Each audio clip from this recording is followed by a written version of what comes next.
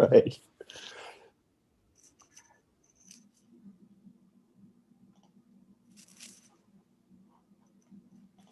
When I was working full time, I would pour a shocking number of coffees in a day, but not finish any of them. But you just kept. Are we live on YouTube now? Just I saw a notice of that, Jillian. It'll have a few minutes delay because it takes a while to pop up, but I just got it to start going. Okay. But we also. Sorry, Graham, I didn't mean to interrupt you there. I just saw that we're live, so I thought I would. Our chit chat might. Well, we have a few panelists, people watching already. Hi to everyone, but we're not starting till 9, so we're good. I take everything back I've said about local politicians, if that's what you mean, Cameron. I mean, in the last 10 minutes, I don't mean the last 10 years. Certainly not.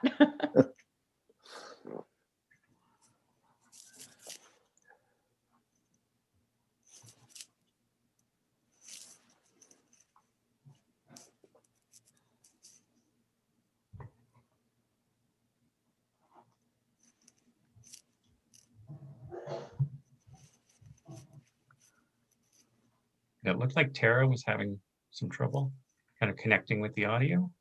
I don't know, because she was here and then she left.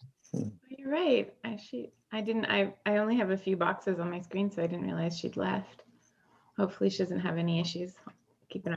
Mm-hmm.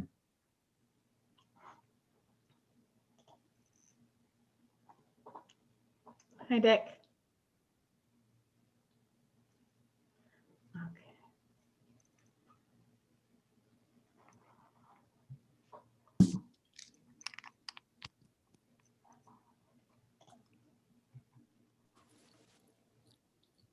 She's left. Hello. Hopefully she doesn't have any issues. Keep it up.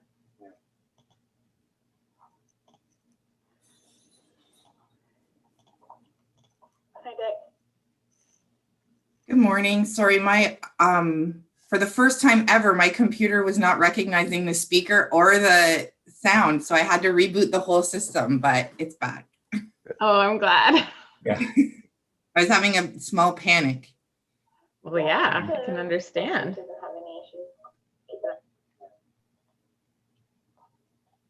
I'm getting a feedback, like I'm hearing. Like, I don't know where that's coming from.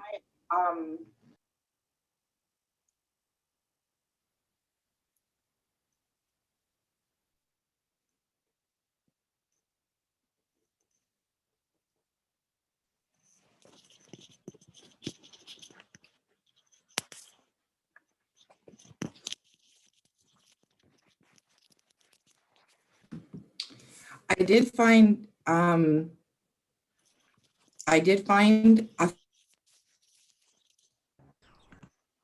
but I found a picture of Jane, and I found a few pictures of Pride in the Park that I have that would just take a few seconds to show. So if you ever want me to show them, I can pull them up.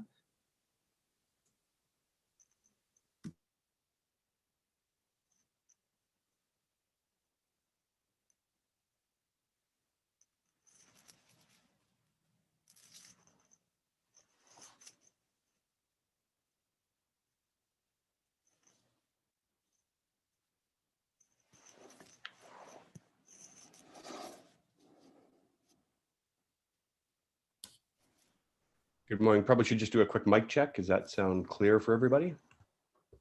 That's good. I'm just texting with Mike to make sure he's able to get on. He's having a little trouble with the link.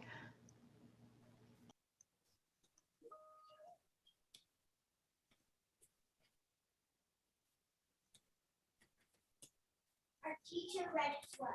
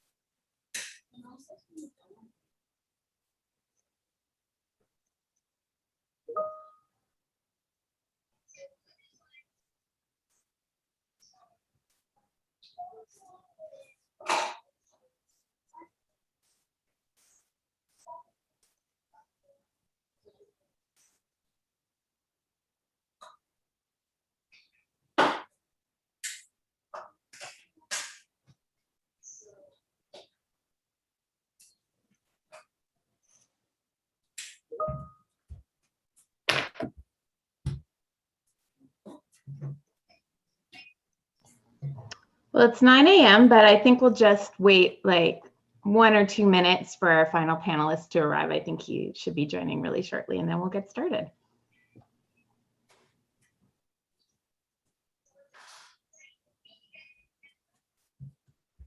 Did you want our second half panelists cameras off during first half? Yeah, just we can all stay on for the introduction, but then once we get started on the first half, that'll probably make it a little easier to see people.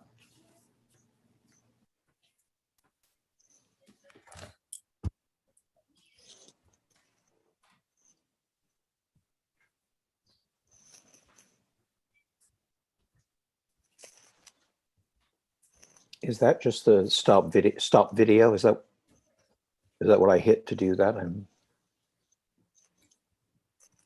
If I want to take my camera off, though, once the second. That's right. half- If you hit yeah. stop video, it'll turn it off, and then if you hit it again, it'll turn it back on again. Same with the mute button. Yeah, it seemed like it was one. What I didn't want to do was shut down the webinar. Stop video. Always click back into it if that happens too.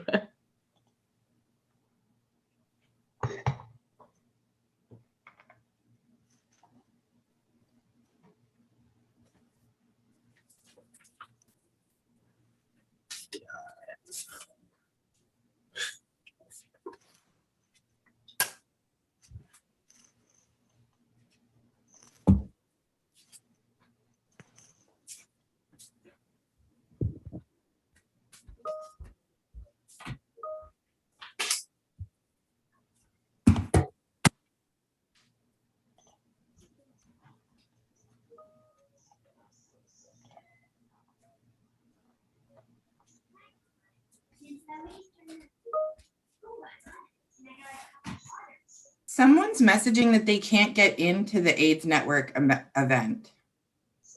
Like someone who's trying to join as a participant, I think. As a participant? Like to watch, you mean? I think so. And they're texting you? Yeah.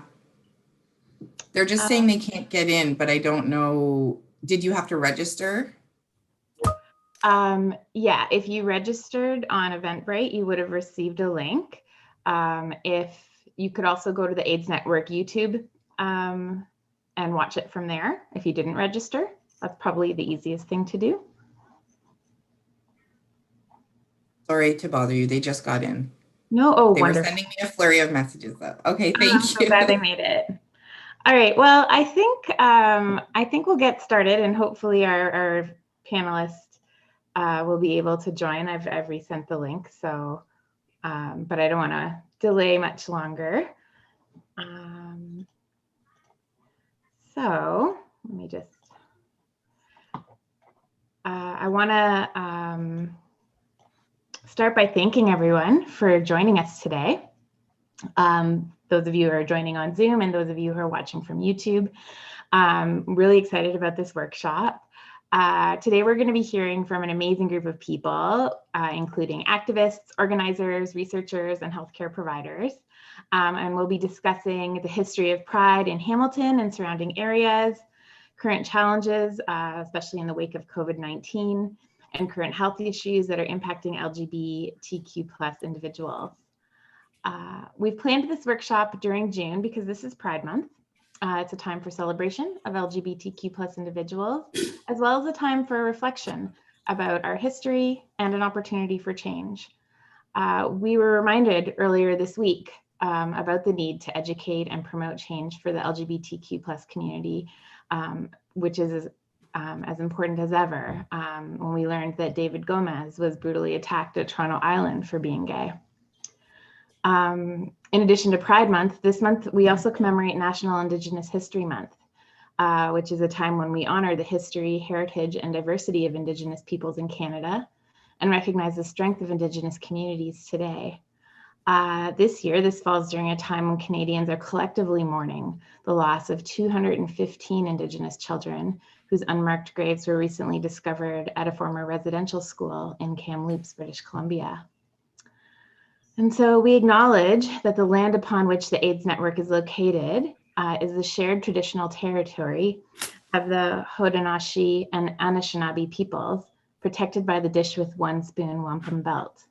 This historic peace agreement between the Iroquois Confederacy, the Ojibwe, and the Allied Nations represents a commitment to share and protect the land, water, plants, and animals with respect. We wish to honor the original peoples of this land and express gratitude for the opportunity and privilege to work with communities across this territory. So I'd like to start today's workshop by introducing the speakers that we have here today in front of you. So Tara Buchanan is a cisgender lesbian settler who uses she, her pronouns. She supervises a supported employment program within developmental services at Community Living Brant through, just remembered to put the recording on, so there we go. Apologies. Through an intersectional feminist anti-oppressive framework, Tara also works within the LGBTQ 2S+ movement, including program development and inclusion training facilitation. She also chaired the Brantford Pride Committee for 5 years. Mike Kirk was born in the mid-1940s and grew up in a time before being gay was legal. There was no social media and no cell phones or computers to connect people.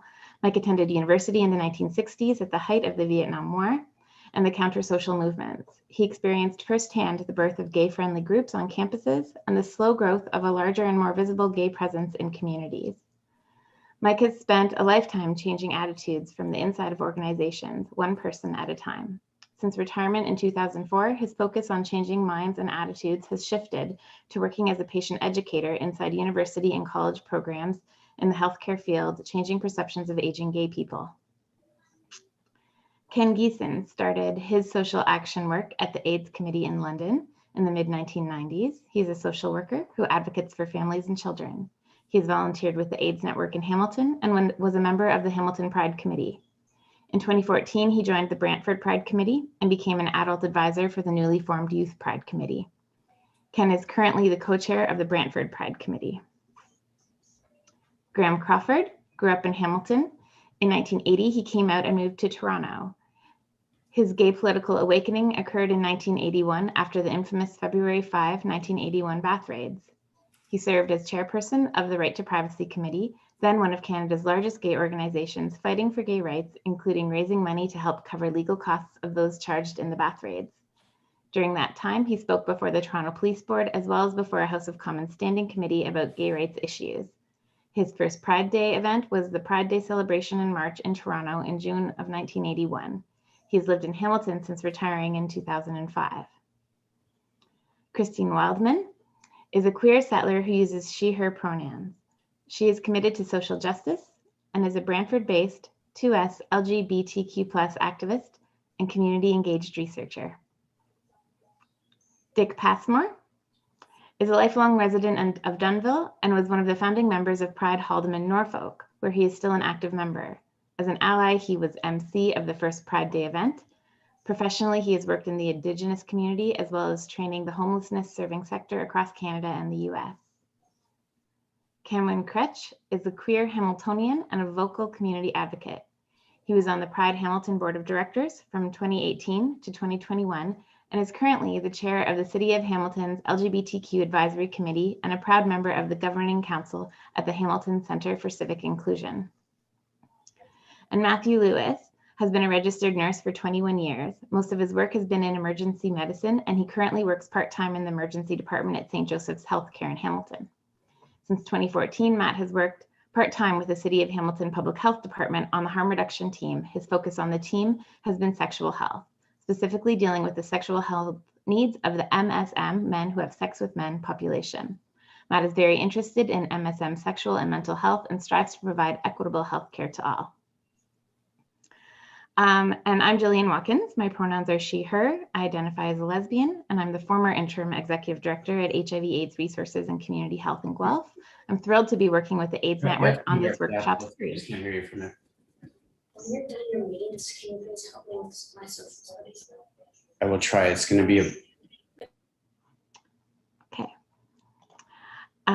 So this workshop is divided into 2 parts with a half-hour break in between. At the end of each part, there will be time for questions. If you have a question, you can click on the Q&A button at the bottom of your screen and type it in. Alternatively, if you'd prefer to ask your question out loud, you can use the raise hand button, and then we can unmute you so you can ask the question to the panelists at the end of the section. Please type in any questions at any time during the presentation and we'll answer them at the end.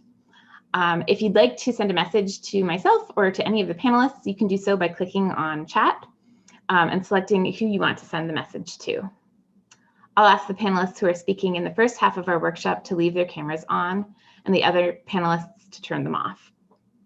And with that, we can get started. Okay. So I'm going to pose, we have 3 questions prepared. I'm going to pose the first one and ask each of you to respond in whatever order makes the most sense. So the first question is, please share your thoughts on the importance of Pride for members of the LGBTQ+ community and your memories of early local Pride activities.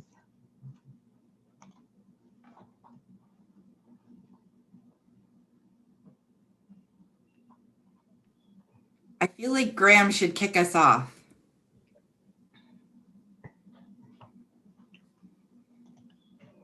I'll just get you to unmute your microphone there, Graham. No, I'm happy to do that. And I must say, by the way, just one, I'm thrilled to have been invited to this and to share memories. I will also, though, confess to having to spend some time reflecting on those memories, as it's 40 years ago. And, you know, I was 26 and a half at the time. And it was actually, I had to try to make sure I was remembering correctly. And it wasn't that I was misremembering facts, but in some ways I started to realize I was conflating, or at least there was the potential for conflating facts. So I started to do some digging. I reread a thesis by a wonderful guy named Tom Hooper, who wrote his thesis on the Right to Privacy Committee, of which I became chair back in the 80s. So he did a great history of that. It was very helpful. What I do want to say, just by way of context, is I came out in literally January of 1980. In February, the bath raids happened.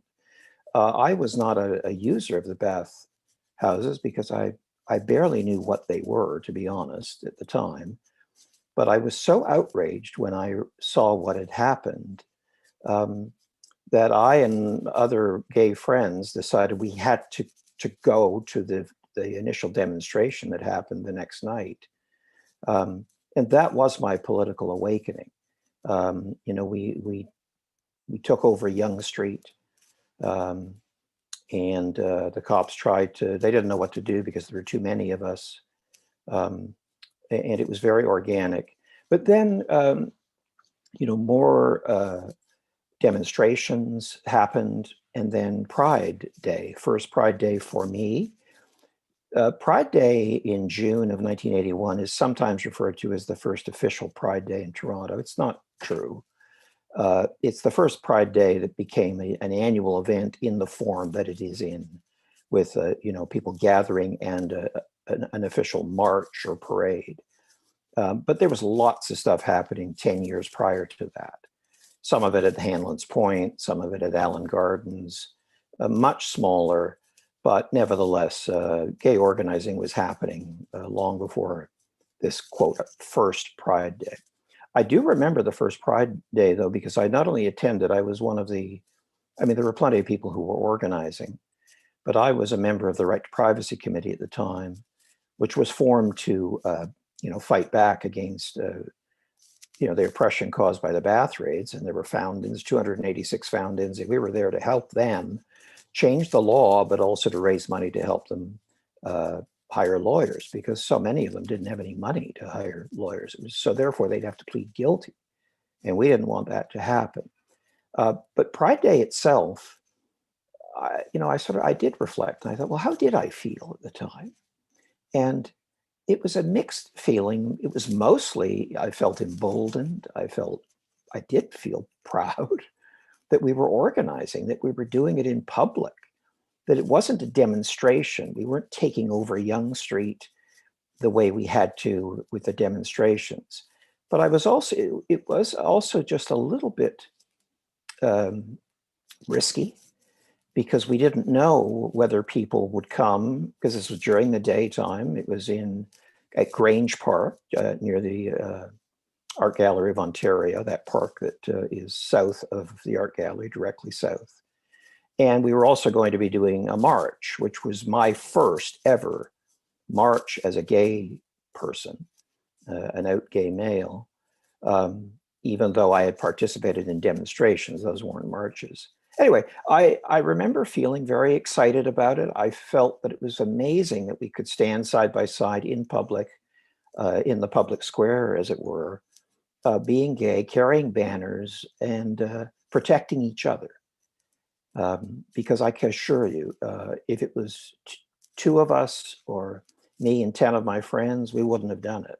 It would have been too dangerous at that time. And as I think many people know, sexual orientation was still not in the Human Rights Code of Ontario. We were fighting, it was an uphill battle. We were fighting for all kinds of stuff at the time. But as you said off the top, Jillian, bashing of people is still happening. That has not changed. It happened then, and it continues to happen. Anyway, those are some memories.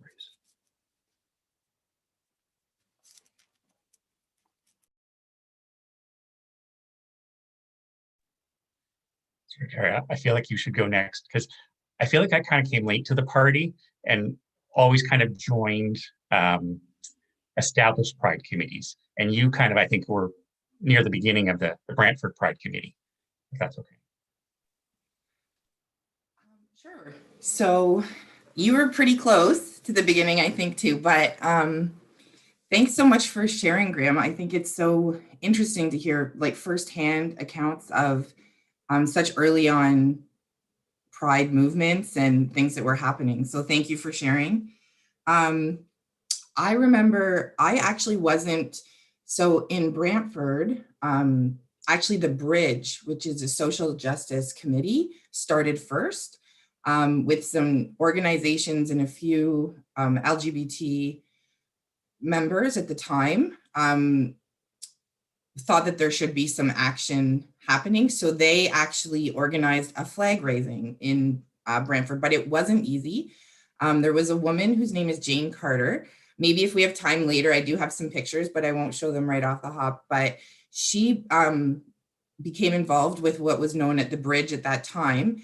And she advocated, she'd march into City Hall and talk to, at the time it was Dave Levesque, who was the MPP of Brant, and she would go right into his office and say, we need to raise a pride flag. For many years, actually, before it happened or before the Bridge was even organized, Jane was organizing community events like dances and gathering spaces in Brantford for many, many years. I remember before I knew that there was even a community here, the first thing I went to was a dance that Jane had organized that she just put on. I'm not connected to anything. So she got connected with the Bridge and they raised a pride flag. That was 11 years ago. And I can only speak for myself, but I imagine why it's so important to the community is that I had moved away when I was young. I didn't see myself represented. I came out when I was, 13, 14 years old to my friends, and there were no groups that I was aware of. There was nothing happening in Brantford that was represented myself. So I moved to Toronto as soon as I could. And then when I moved back many years later, and I found community there and all of those things. But when I moved back to Brantford, I saw that in the paper that there was this pride flag was being raised, and I went.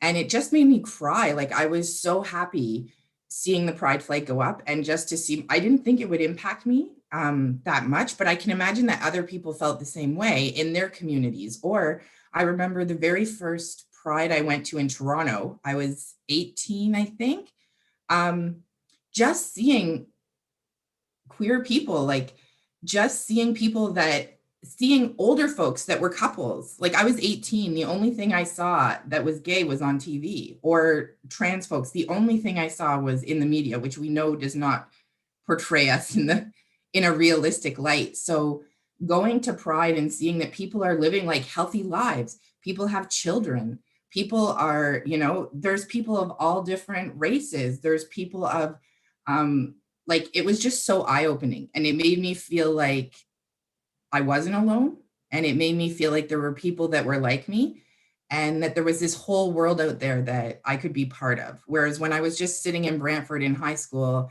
feeling very isolated, that was really scary. And so that's what Pride really meant for me. And then when I saw it in Brantford, it just meant so much to see it be represented where I came from. And being a white cisgender woman, I can only imagine what representation would feel like for other marginalized groups too, Two-Spirit folks, Indigenous folks, people of color, which we know haven't really been represented as much. And hopefully, I know that when we were starting to try to organize in Brantford, we were trying to keep that in mind, like people that were more marginalized, how could we keep them involved? So I know it was always important to us to try to have events that were, you know, free, so that everyone could join as well. And I think that's really the most important part of the Pride movement to me, and hopefully to others in the community. And I think we hear that time and time again from people as things grow and morph. It's just having the visibility and knowing you're not alone, and that there's other people out there that you can connect with, really.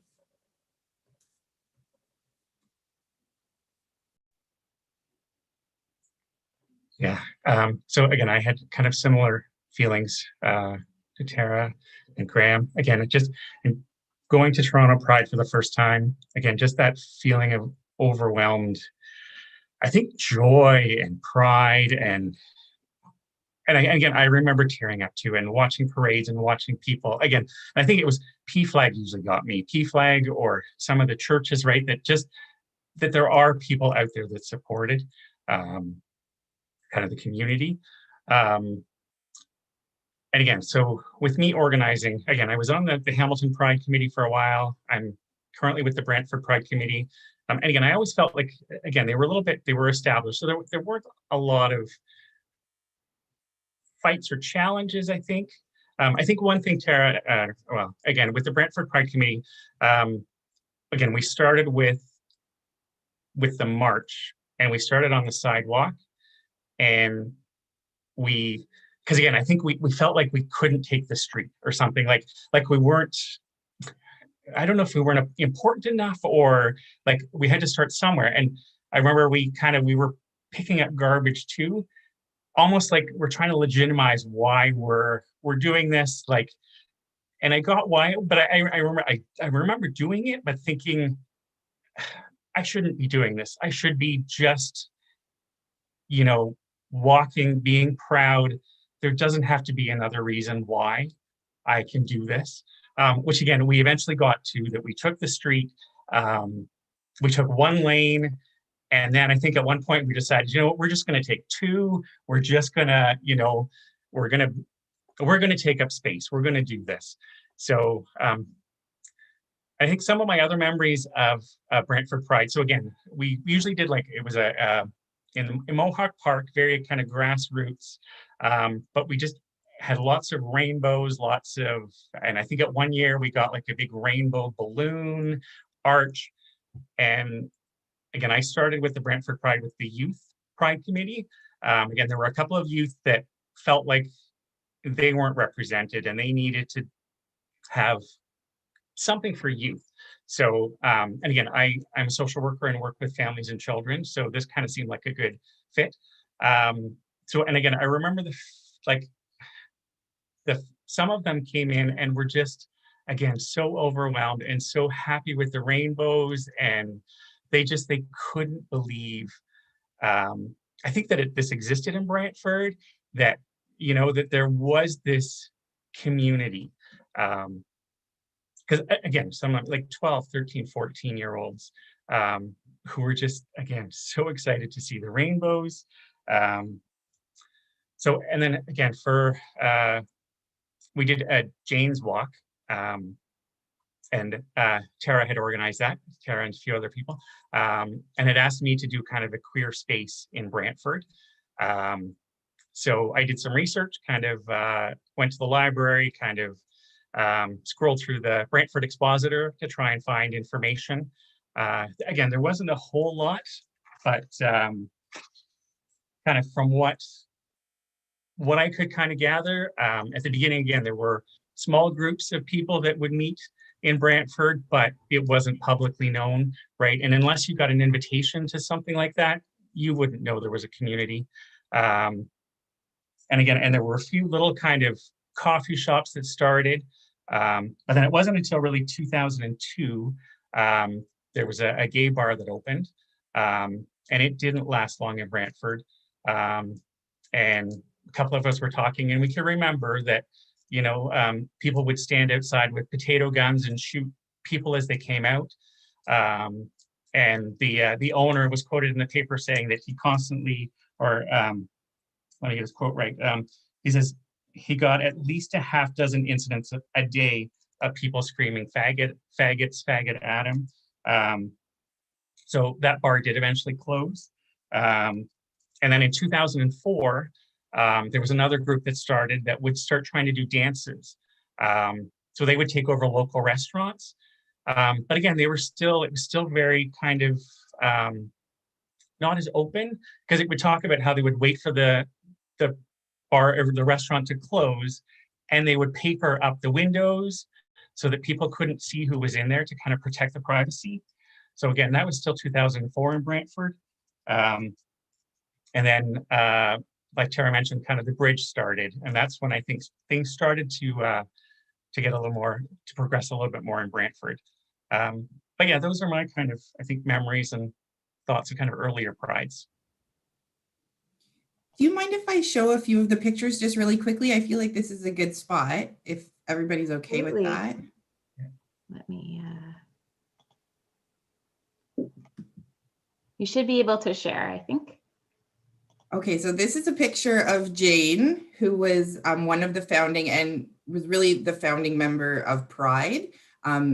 So she actually moved away a few years after Brantford Pride started to Guelph. But this is her with Dave Levesque, Dave Levesque actually purchased the first Pride flag and got it raised in, it wasn't just him, it was mostly Jane's work, but she did influence him, which was great. And then I just have like 3 pictures of the first Pride, because I know that I am, and I feel like Ken is as well, really proud of the Pride in the Park events that happened. Because I think some of the issues with, and I know that's the next question, but I think sometimes the community has expectations of what a Pride should look like, and they're all different because we're such a diverse community. So this is just a few pictures of Brantford Pride in the Park, which was always such a nice event. So this is the rainbow arch that Ken was talking about, and it is like entering the park. So you're kind of going into this like wonderland. And we always had like different booths and activities all along this path in Mohawk Park. And there's just big, beautiful trees. It's a really family friendly, but also just like fun out there event. So this is kind of like another view. This is over different years, so it's not the same year, but just some different things that happened, a lot of activities for youth. And then the one picture I wanted to show is this is actually one of our bigger marches. And you can see so many youth that are just like out there having a great time. You just were reminding me of all the images I saw yesterday when I was going through the pictures, Ken. And I actually have one of the very first Pride. I should have shared that one, where the youth committee walked. And that's what was also really cool about Brantford Pride. People would come to us, and we were only a few volunteers, like maybe 5 usually at any given time, 5 to 7. And we wouldn't have the capacity to do events for everyone, even though we wanted to and we knew it was important. So I remember when the youth came and we said, hey, we would love for you to, like, what do you want to do? Join us, right? Like if there's one or two of you that want to let us know what you can do. And then also when we had folks from the trans community come to us and say, we really want to be involved as well. And we were like, hey, yes, join the committee if you can. And if you can't, what events can we help you put on, or, you know, and just try to give the support to the community, just because there is so many folks out there that want to participate and everyone has different ideas of what a perfect pride is. So those are all the pictures. So I'll stop sharing. Thank you so much, Tara. Those are great pictures. So we had Mike join us. We had a few technical difficulties, but so glad that you were able to get on, Mike. And we were actually just finishing up discussing the first question about your thoughts on the importance of Pride for members of the LGBTQ+ community and memories of early local Pride activities. So maybe you could share a few thoughts on that. Sure. It's one of those points in a long arc of history that's super important, because Pride in the form it's taken over the last 20 years is a transition between being completely part of society and being completely not part of society. It's an absolute necessity that we go through this period so that we become, in a way, completely mainstream. So yeah, a Pride Day will be a wonderful day that everybody celebrates because we have different people in our community, the same as there are other celebrations that are held during the year, simply celebrating because people are different in our community. And we're moving much quicker to a point of complete inclusion than we are to where we were when I was the age of many of the people in this room. While the comparison isn't completely transferable, think of it about the way that the Irish population was thought of in the United States in the 19th century. There were bums on the street, and then there were Irish underneath that. They were a oppressed and completely ostracized group in society. What do we celebrate today? We celebrate St. Patrick's Day because the Irish are all included in the whole community. And we take a day to recognize that, hey, yeah, part of who we are is Irish. And I'm hoping that that's the day we move to with things like Pride, where it's a day to say, oh yeah, for today we're going to look back and remember that we're all one big family, but some of us have a different basis or a different way of looking at sexuality. That's my 2 cents. Okay, so let's move on. Thank you. Let's move on to the second question. What challenges and barriers did you experience organizing or participating in early Pride activities?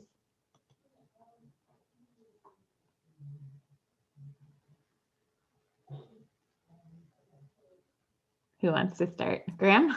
I'm happy to kick this one off too.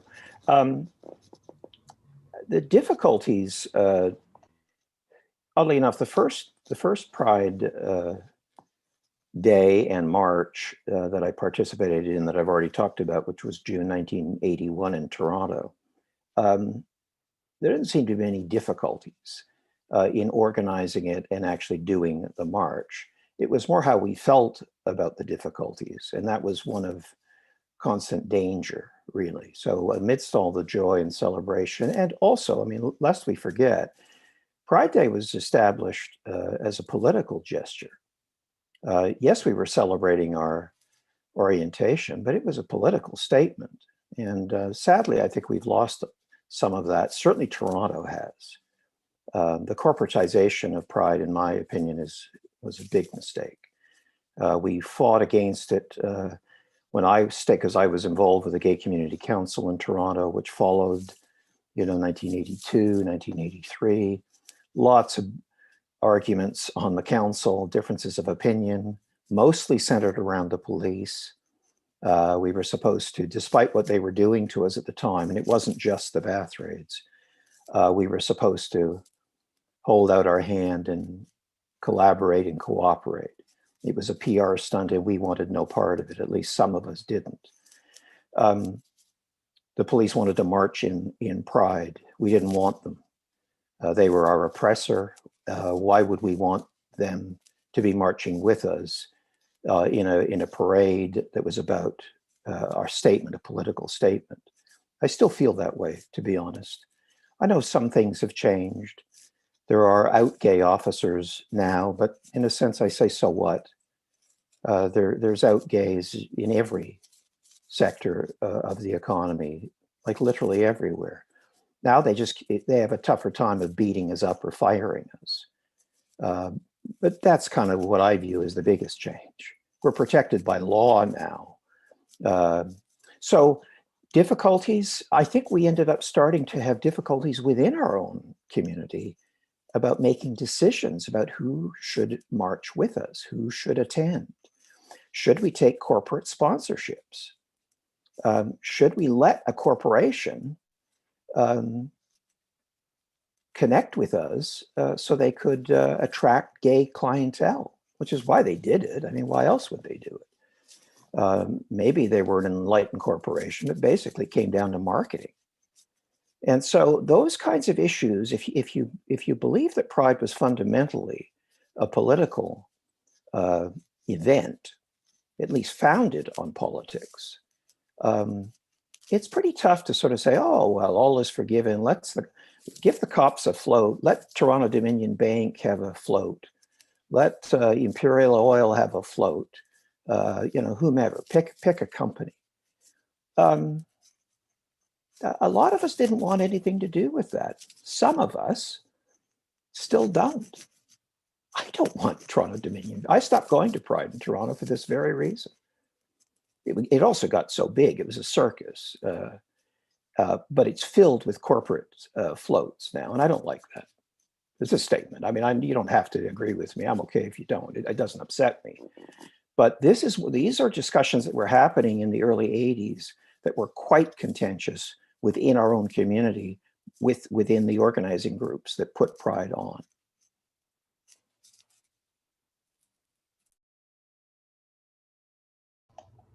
Graham, I'd absolutely 100% agree with you. It has moved way to the point of political action. And it's almost as if the parades have become a pawn in a much larger power struggle than what they originally intended to. I saw the best benefits and the most confidence and community building in those small little parades, like the one in Brantford or London or any other small town, where people are demonstrating on their own. They're sending their own message, not one that has been hijacked by some large corporation or some political agenda.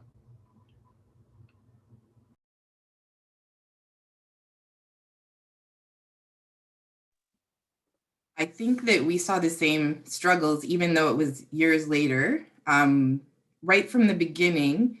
Because the first year of Pride, I was kind of a side member. I was on the committee, but I had to work actually that day. So I didn't participate in the actual march or I think there was a small dance the first year as well, that were on the same day, a walk and a small dance. And Ken can correct me if I'm wrong, but the very first Pride in Brantford. But right from that get-go, we had a lot of debate from different members, one around, corporate. I mean, here it's on a much smaller level. Folks are wanting to maybe have a booth at a park or donate some money to help the event happen.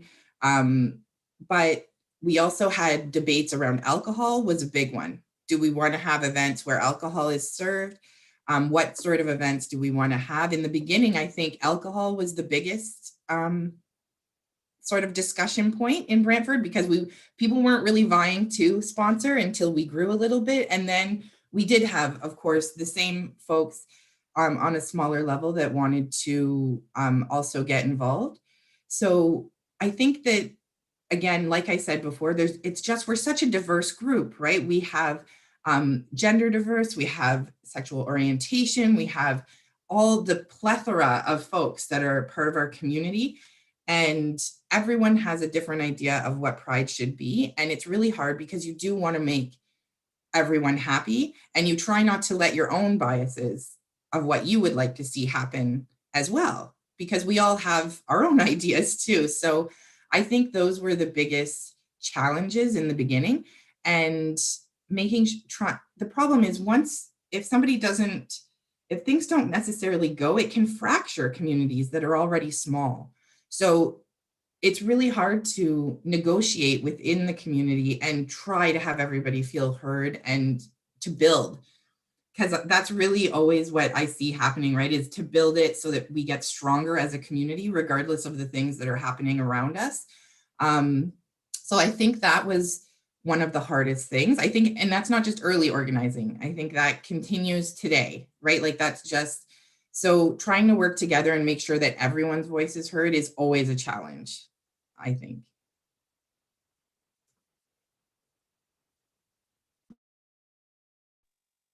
And I think reflecting back on my times on Pride committees, I look back to when I was on the Hamilton Pride Committee. It was about 2010, and we gave into rainbow capitalism. We were sponsored by a beer company. We had this was the Pride that we were at Bayside Park, and I forget what the beer company was, but they gave out free beer in the beer garden, and it was just I think I'm still recovering from that event. But I look back and I think, we were catering to white, able-bodied, cisgendered gay men, right? We wanted to create a party for them, but we weren't including anybody else, really. Again, we had like brunches at Whitehorn where you had to pay for. Like there weren't a lot of free events. And again, I'm kind of embarrassed, ashamed to say I was part of that, I think. Again, I think we got caught up in it, but again, I was so glad, I think, when I came to Brantford and again, got that grassroots.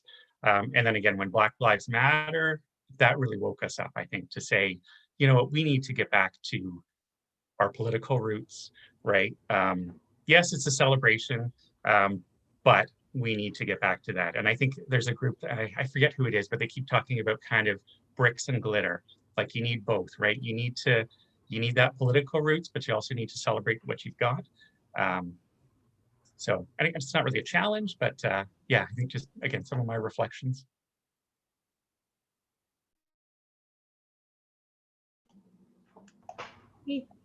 Sorry, Mike, did you have something to add there?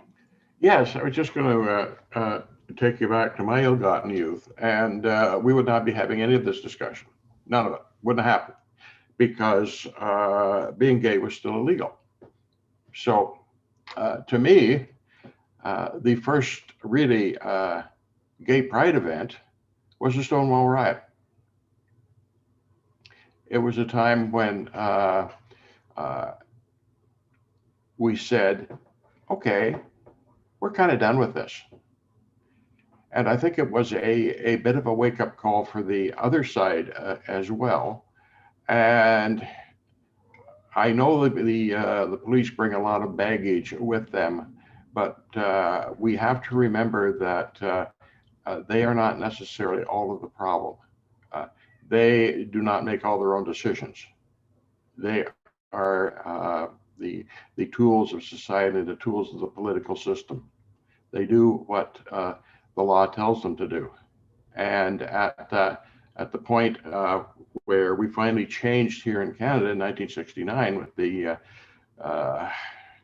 first Mr. Trudeau's omnibus bill on justice, and the government got out of the bedrooms of the nation, we started to change to a way of thinking differently and acting differently. It's just that the institutions have taken an awful long time to catch up, because they're rooted in a system that is now some 70 or 80 years out of date. And that will change slowly. Again, that goes back to the point that Graham raised about corporate corporatizing of Pride and things around it. That just simply returns the whole struggle to a control by the larger interests, which are not our basic interest as gay and transgendered people. I just want to add something really quick that Mike made me think about, and Ken also made me think about. We talk about the corporatization, but there's also the struggle of the fact that we want to provide events for people that are fun. We want to provide a day where people can come together and celebrate, and we can't do it because we don't have any money unless these corporate entities give it to us. And it's a really, and that was, I think, one of the biggest struggles later, like as we progressed in Brantford Pride, is how do we not engage with those, but also provide a day that is fun and celebration. So, and I think we all deserve a day or two. And in Brantford, there's not a ton of events that happen throughout the year. So it really is like that 1 week, or this year, actually, Brantford Pride, great job. It's a whole month, which is cool in Brantford for the first time. But how do we do that? So I think that's also a huge struggle that has probably been since the beginning of time, is how do we provide this space and this time without any funding or funds or money, especially for when a huge majority of our community don't have the funds. They're struggling still, even today. I mean, trans rights just came in 2017. And so, I mean, people are still really marginalized and don't have the funds. So it's a really tricky question. That popped into my head. Yeah, it's difficult. And Graham, I'll let you go ahead. Thanks. I agree. It's a real challenge. I think that what it does too, though, is it puts a test to our innovation. And I don't have the answer here. I don't pretend to have the answer. We went through it in Toronto. But if once you agree to take a lot of money from a lot of different corporations, then it transforms. You're looking for bigger and bolder and more exciting. And I will confess, like others have, I thought about gay men at Pride in 1981, 82, 83.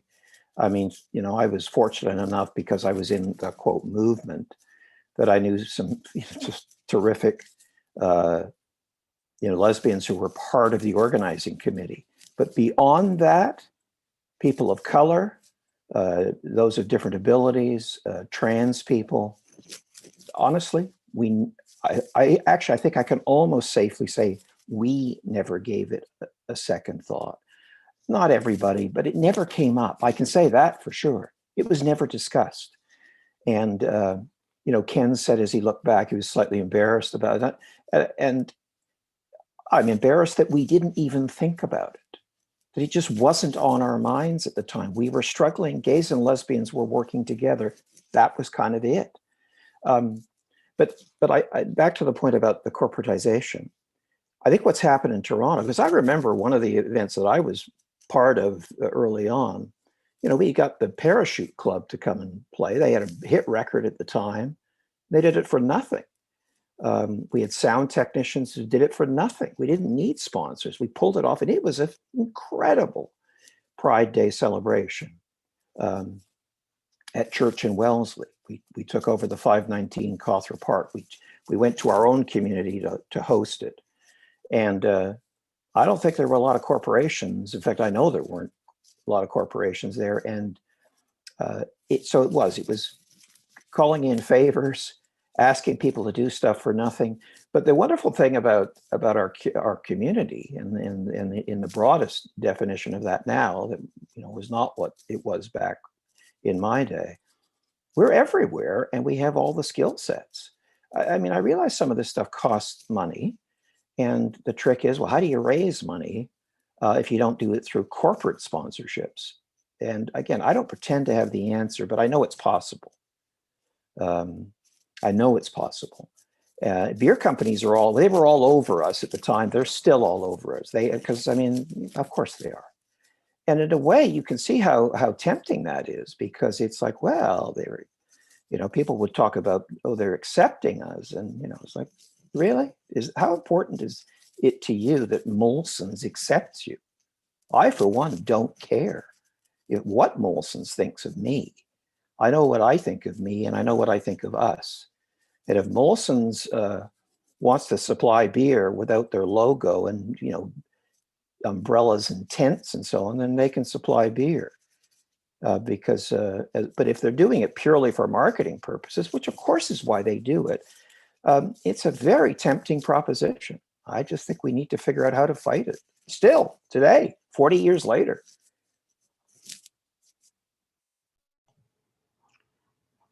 Okay, I'm gonna just ask the third question, and then if we can get back to this as well, but I don't want us to miss it.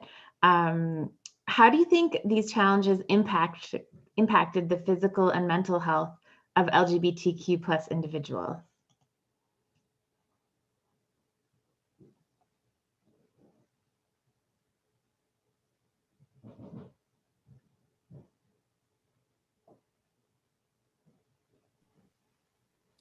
I'll start just because I see a lull. So I think one of the things that I thought of is that division that happens in the community because of the challenges. And there's lots of different challenges. We spoke about a few, but there are many that we didn't hit on, I'm sure. And then it can cause a community that already feels isolated. It can cause it to fracture even more.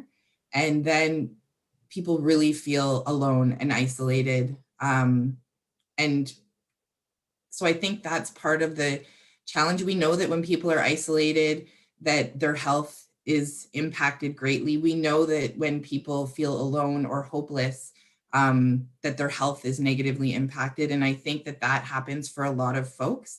And I think if you don't see yourself represented in your community or your communities, depending, then that's really going to impact you. So I think that it's the division, but also the fact that people aren't seeing themselves represented in the prides, whatever that might look like. I know we talked about Toronto. When I went at first, there was like this sense of elation, but then when I was in Toronto, not during Pride Week, I never really actually felt like I fit in there because it was really catering to a certain population, a lot of men, but also not just men, a lot of money. Like when you would go out, there was a lot of money there. And being a student and I know if I had have stayed longer and when I connected into different parts, that's the other thing. We look at, there's one idea of what the community is, but there are so many little pockets of community happening. Like in Toronto, you know, there's the little political pockets, and then there's the drag pockets, and then there's the pockets, and you have to take the time to really wade through it. And I think that can really help. But when you're first getting on the scene, you might not know about all that. It takes time to learn about all that. So I think the isolation and just the division of things can be challenging for folks. Yeah, I'd completely agree. And I'd add one more dimension to that sense of isolation. And that is the fact that by and large, the gay community is fraught with ageism. People of my age don't exist because nobody wants to be my age. Nobody wants to have to deal with the issues of growing old as a gay person. So we get a double whammy in that, yeah, we're considered part of the community, but now we are isolated in that community simply because nobody wants to be like us or ever be like us.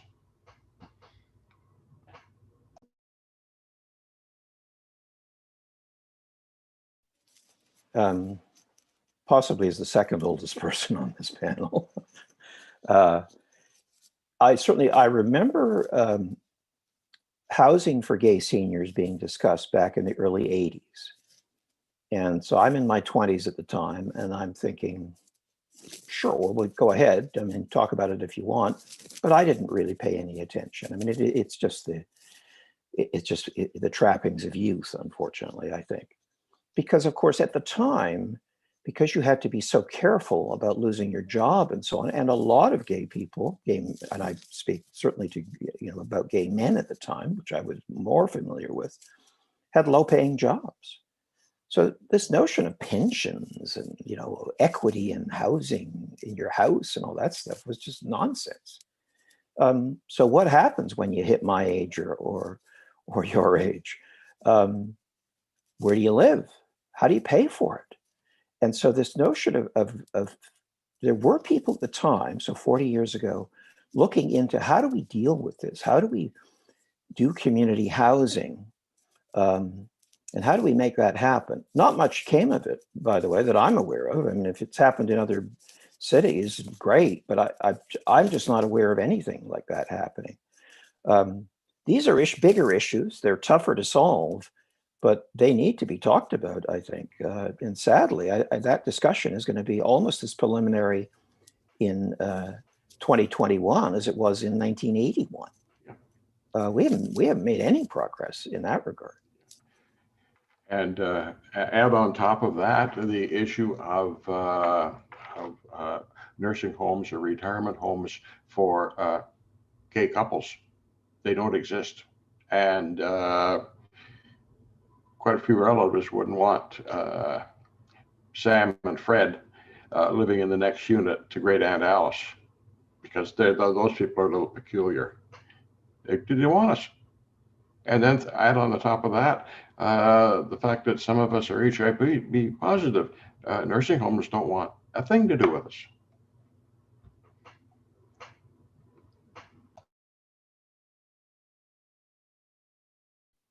How's that for a couple of old downers?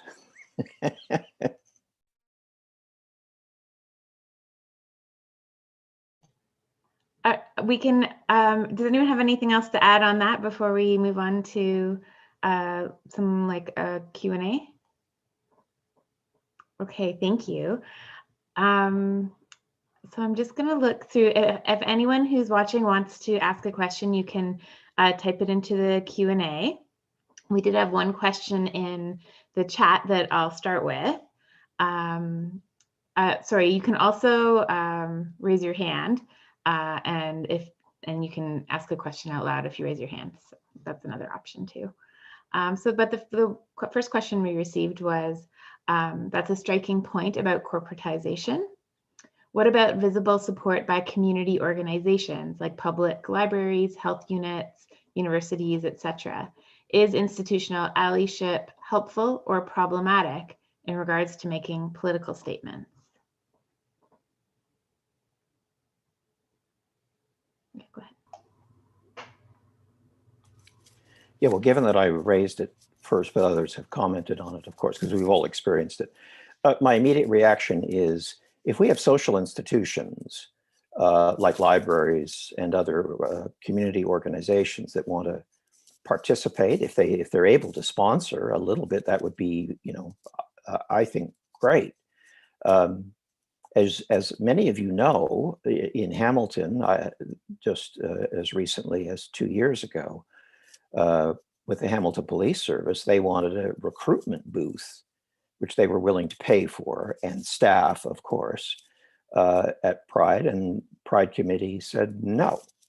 And I was not part of that committee. I'm not part of the organizing group at all, but I support that kind of thinking. So there's a social institution. You say, well, that's because a library is a social institution, so police are as well. Except libraries aren't beating us up. Libraries aren't throwing us in the back of cars like they used to in Toronto and taking us to Cherry Beach. Libraries aren't standing back and watching us be attacked by vigilantes. So I think Pride made the right decision there. Yes, I think if there are organizations that are prepared to be part of our celebration, that we should consider that.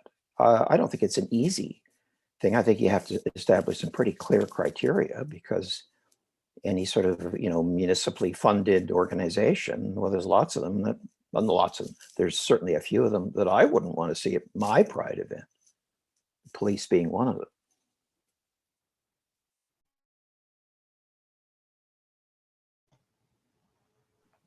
Thanks, Graham. Does anyone else have? William? Oh, go ahead, Tara. Oh, I was just gonna say, I think it's also really important. I feel like Ken maybe was gonna unmute, but I was waiting, Ken. No? Okay. I think it's also really important that those organizations aren't just, so with the bridge, we also do safer spaces training. And I think it's really important that those organizations aren't just showing up at Pride, but that they're actually doing the work to be more supportive of the community, because we know that there are still huge barriers. There's been research done locally here that shows that the trans and queer community are still feeling very excluded from social services. So I think it's important that those organizations show their support, but not just on Pride Day, that they also are doing the work. And there are many in Brantford that are doing both. They're doing the training, they're making it part of their yearly trainings and updates, and they're committing to the work. And I think that's really important too.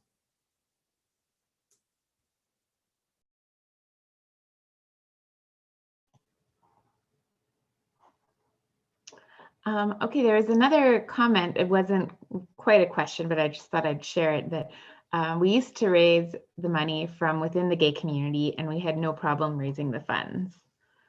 I think that's when we were talking about, like, to the same point about corporatization. Go ahead, Mike. Yeah, I was just going to say, yes, we did.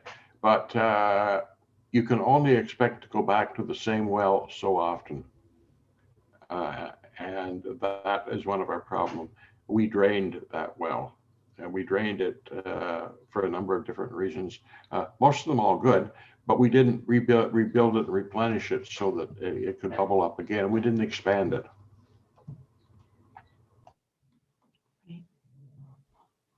I did want to kind of add to, I think, again, I'm not sure if this is the case, but I'm wondering whether the people within the community might be the able-bodied white gay men who might not be happy with where Pride is going. Like this political, that it might not be an option.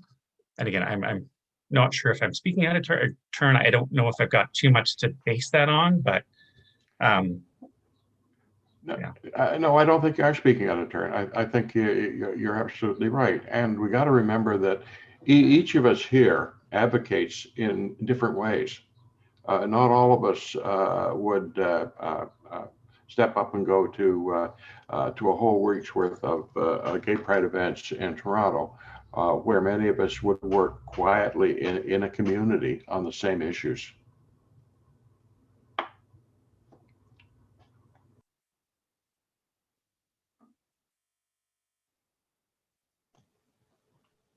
Graham, go ahead. Yeah, I don't pretend to know about fundraising these days in our community, because I just don't have any experience. I do have a ton of experience though, back again in the 80s in Toronto. So for example, the Right to Privacy Committee, so this isn't about Gay Pride Day, but it's certainly about Gay Pride. 286 found-ins, most of whom couldn't afford a lawyer. What do we do? So we raised money for legal support. We worked tirelessly to put about 23 lawyers together who either did it for nothing, pro bono, or they tremendously reduced rates. They worked together. We then started passing the hat in the community. Because remember, back then, people were loath to write you a check to the Right to Privacy Committee with their name on it. So it was cash. So, and it was also a lot of private stuff. So some of it had to be done at, like at dinner parties. I mean, I had a horrible notion of, a bunch of, comfortable white gay men sitting around a dinner table and saying, yes, I'll give some cash. Here, I brought along a few $100s. But we also went to bars with buckets and people threw cash in buckets. The Right to Privacy Committee over its life raised almost $250,000 that way.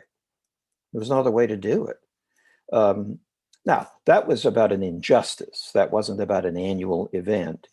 And again, I don't pretend to know what the right answer is, but I do think there is some,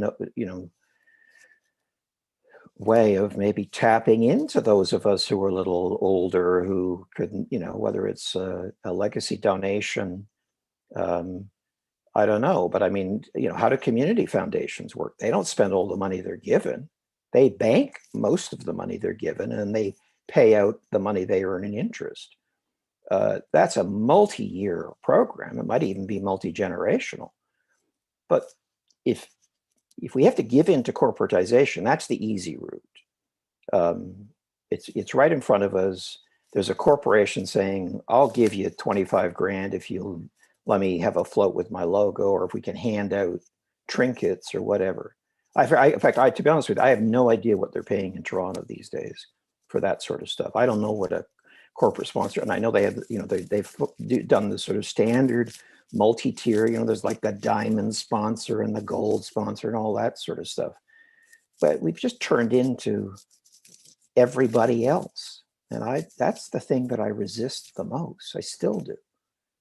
And I know I'm harping on this, but it continues to bug me, to be honest.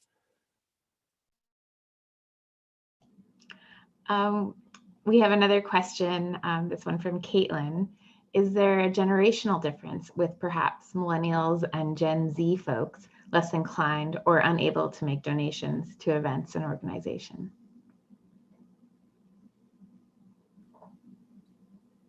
I think too. Oh, sorry. Go ahead, Mike. I was just going to say an absolutely resounding yes. The younger people will jump on a GoFundMe page in an instant, yet they won't think of a long-term charity and give anything to.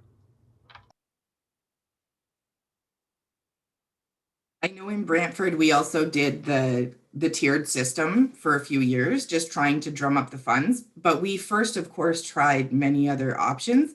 But we're a small committee with limited, ideas. And I think that there's always great creative ideas out there. And I think that I think it's going to be a balance moving forward, because I think all of the things that we've all talked about are challenges to it.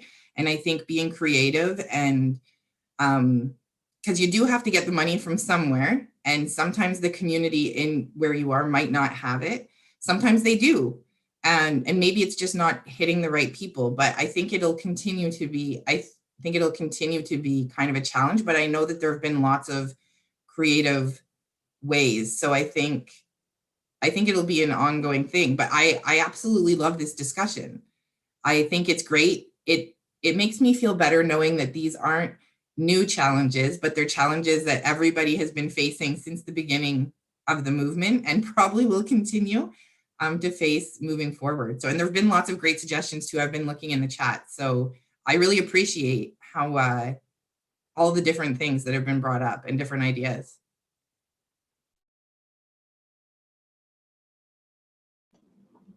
So I think we might have time for one last question before we go to our break. I was wondering if maybe each of the panelists could share a piece of advice for folks that are doing organizing today. Some of you are still doing organizing, but something that, from this discussion or just from your experiences, you feel like would be helpful for folks who are organizing and participating in Pride events right now.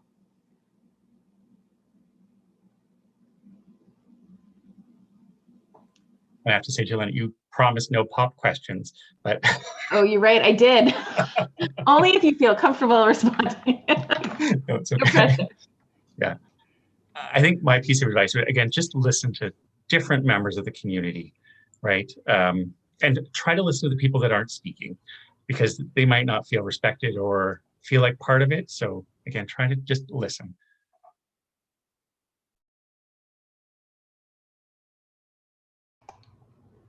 Yes, people need to keep doing what they're doing, and don't be afraid to change over time, because what we can do today, we may find we are physically or emotionally incapable of doing later on, but we can do other and different things.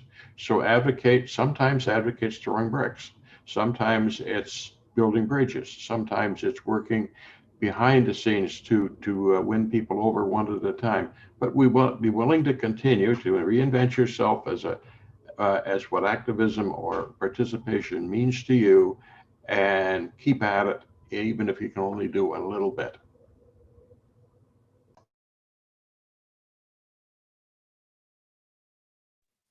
So I'm going to be a little, maybe at the risk of being cute, or maybe not, I don't know. But think of 2 words. My advice would be 2 words: party, period, politics, period. Pride for me is both, and must always be both. It must never be just a party, because then we forget why we actually started doing it. We also, I think what it suggests is we think everything's fine, and it's not. The politics part, if you just do politics, it's a bit dull. And so what's to celebrate? So you just do politics. But I think if you can do both at the same time, by design, not by accident, I think then we honor the past, how this started, that struggle that continues. It just continues slightly differently. And it certainly continues as deeply for members of our community as it did for those of us who were organizing 40 years ago. People in the trans community are suffering, in ways that we're not right now. At least I'm not right now. But I certainly was having my own struggles 40 years ago. And so were my friends, just walking down the street, not in a flamboyant manner, and getting sucker punched because we were gay in Toronto, and beaten up. It's still, as you again, Jillian, as you kicked off the session, it's still happening. I thought, based on what we know so far, the person who was beat up from the Toronto Island wasn't doing anything except being gay. That's 40 years later. So it ain't over. It's a long way from being over. So reinforce party, period, politics, period. Do both. Try and figure out how you do both. Never lose either message. Have fun being really aggressive and opinionated.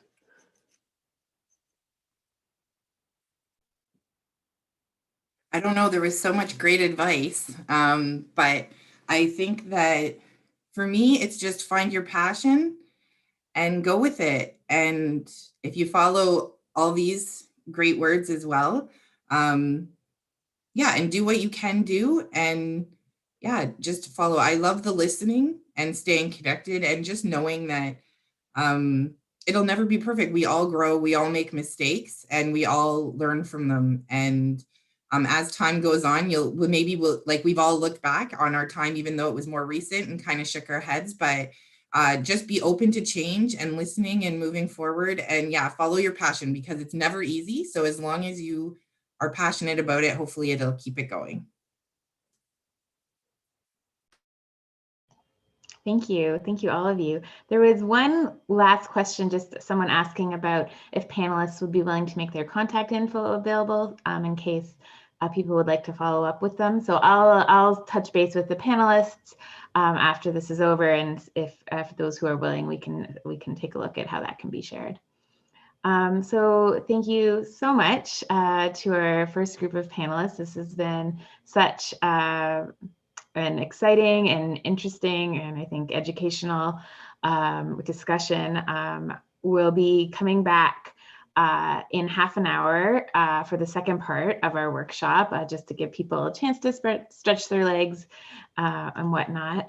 In part 2, we'll shift gears a little, and we'll be discussing current Pride organizing and participation, as well as the impact of COVID-19 on our LGBTQ plus community and current health promotion challenges. So I hope everyone will stick around or come back in half an hour. This will remain open, so you can just kind of turn your camera off and mute yourself, and then join us back here again at 10:45. So thank you so much, everyone.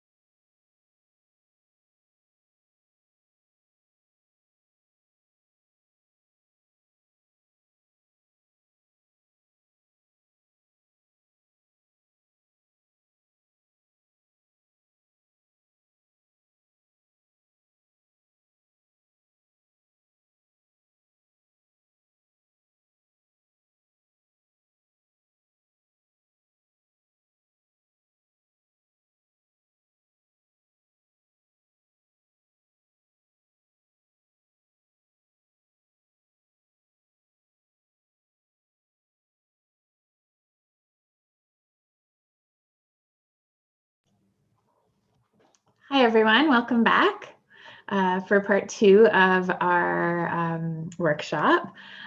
Great to see you. So for this second part of our workshop, we're welcoming back Ken to speak with us again. And we also have our remaining panelists, Christine, Dick, and Cameron. We're going to continue our discussion about pride and health. We had a fantastic discussion this morning focusing on the history of challenges with pride organization, pride participation, and the impact on LGBTQ plus individuals. So for the second part, we're going to be looking at what's going on today. What are our current challenges? How has the pandemic influenced pride? And how is this influencing the health of LGBTQ folks? We also have Matt. Hopefully Matt will be able to join as well. It looks like they're here, but maybe not on camera yet. But I think we'll get, oh, perfect. Hi, Matt. Perfect. Let's get started. The first question I wanted to pose to everyone is, how has Pride changed over time? And what are current challenges with Pride organizing and participation that you have experienced or are aware of? Big question. Is there someone who wants to sort of start us off?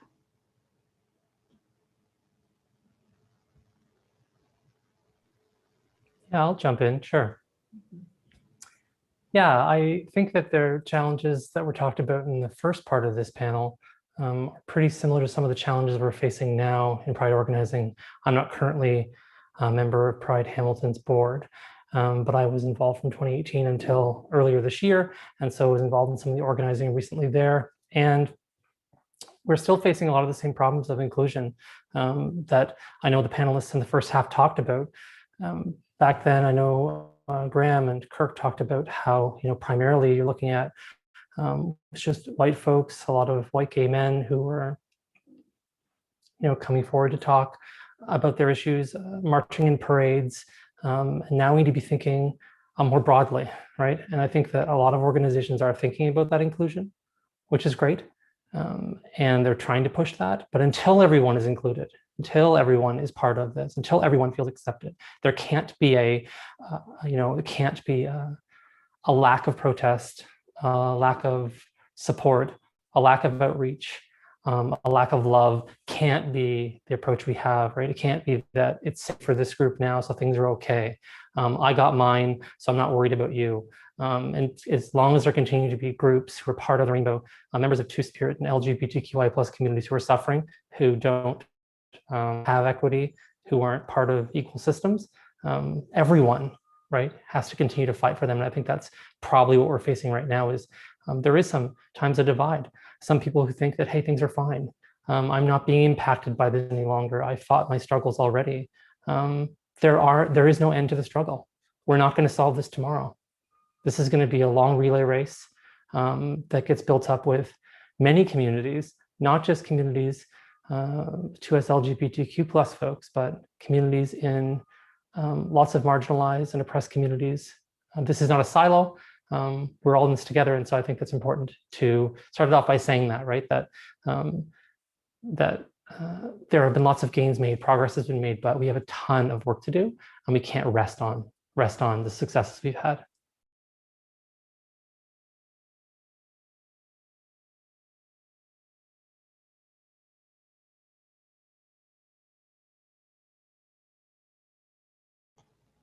Thanks, Cameron. Is there someone who wants to, who also wants to respond to that? Yeah, Dick. Hi there. So, yes, when we looked at the individuals in the first half, spoke a lot about the early days of Pride. But as one of the organizers of a fairly new Pride, a fairly young Pride event, I just want to give you a little bit of a historical context to start off with, and then I could talk a little bit about some of the challenges we faced in current organizing, if that works. Okay, so Dunnville. I grew up here, small, rural, predominantly white, predominantly Christian, conservative, patriarchal community. Not a very diverse place growing up. And surprisingly, we have a strong, socially engaged community when it comes to challenges that face our town. So back when they tried to close our hospital, everyone rallied around. We had farmers come in and barricade the hospital with tractors. Like, how rural can you get? When they tried to put toxic waste wells, the community rallied around an environmental cause, which kind of sounds the opposite of what you would expect from that small, rural, white, Christian, conservative community. But the community bands together when there's a need. So we realized back in 2016 that we need to do something more for our community to be more inclusive. So the late Ken Hancock, who has been involved in social justice issues when he was a young person right up through until he passed, decided that we should really try to be more inclusive in our community for our Two-Spirit and LGBTQ plus community members who were very largely marginalized in this small town. So he started working on trying to build our Pride event. And knowing that knowing the community well, we knew that a march was not necessarily the best approach for us to start off with. So we wanted to have more of a celebration of our community members. So with a very small group back in 2016, we started planning this locally relevant model. And then finally, May of 2017, we held our very first Pride event. There were just a few of us doing a lot of the work. And we decided that we would just have a celebration in the park, an open and inclusive celebration for our community. We expected a small turnout, being a small town, and we were shocked when we had over 200 people. The newspaper said between 200 and 300 actually showed up. I was MC, and it was just a sea of beautiful people in rainbows and smiles and dancing and singing. And we had live music, and our community partners were there, and our vendors were there. It was very much a homegrown event. We also had our agitators who arrived. They decided to target us. They came in with their homophobic speech, their xenophobic speech, their hate speech, their antagonistic. But our community banded together and basically tried to shut them out. Police arrived and did basically what police do, which is the good people on both sides kind of a thing, but sided more with the agitators, which ended up causing a lot of problems for us, for our community. Long story short, we moved forward in 2018. We were bigger, we were better, more prepared. We had an amazing group of people set up there to help us. And the agitators arrived again, and then they moved on to the Hamilton Pride event later that month, or the next month in June. 2019, we grew again. We moved to a bigger venue. We had more security features in place. We had the most inclusive Pride event that we've had out of the three was our 2019 event. It was so amazing to see the diversity of our Two-Spirit and LGBTQ plus community showing up from all over the place, not just locally, but from Hamilton, from London, from Toronto. We had people coming in from everywhere. One of the big things that we got from this is that there were some challenges that came out of it, I should say. We had people who were personally targeted by the agitators that arrived. There was our founder who had a confrontation in his residence and an assault. We've personally had vandalism at our place. Our pride flag was stolen. I think we had 3 or 4 of them stolen altogether.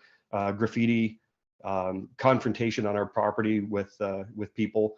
We've had people in our downtown core spreading hate. But our Pride event has become an activity of inclusion, and our community has rallied around us in general. We've had more people in Pride in the last year or so than I've ever seen. We've had individuals coming forward saying that they finally felt safe in our parks and felt good to be a couple, a gay couple in our park for the first time in their lives. We're seeing a lot of youth. We're seeing a lot of our senior generation coming into our events. We have some other positive effects is that we had the first barrier-free access to a stage in Haldeman County for performers at a Pride event, which has now set the standard for how things operate going forward with events. And finally, 3 days ago, the first pride flag flew in Haldeman County at the county office after a lot of agitation by our community members and a barrage of calls and emails. And so the challenges we've had, we have met by asking lots of questions of our community, acts of allyship that have really emboldened and strengthened our LGBTQ and Two-Spirit community to be able to take more of a role in the front line of things. I've been able to sit back and not MC anymore because we've managed to open up the space and make it safe for our community members to actually be on the stage. So it's an ongoing process, and COVID's made it very difficult because our meetings are all Zoom, and those Zoom meetings become more of a social integration piece than they are a planning piece. And it's really hard to stay on track with that stuff because we're so separated from everyone.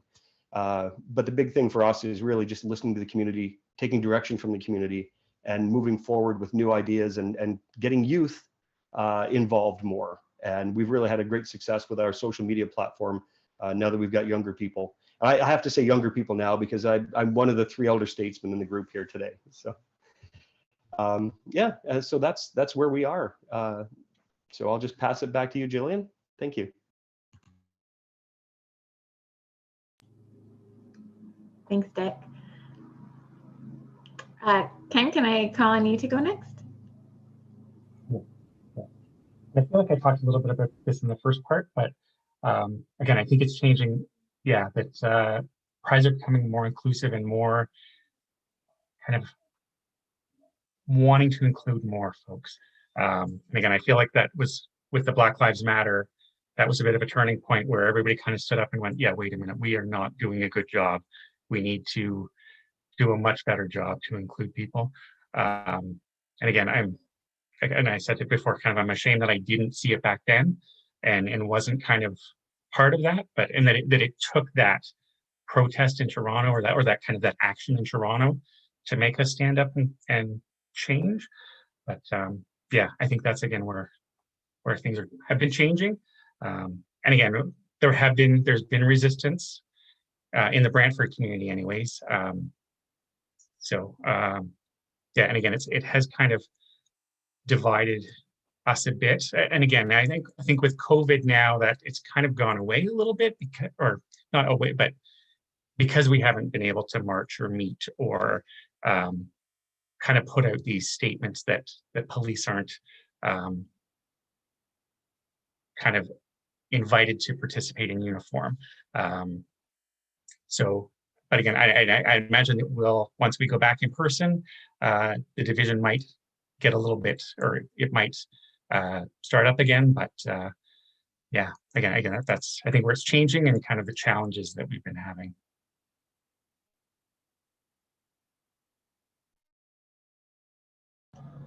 Thanks, Ken.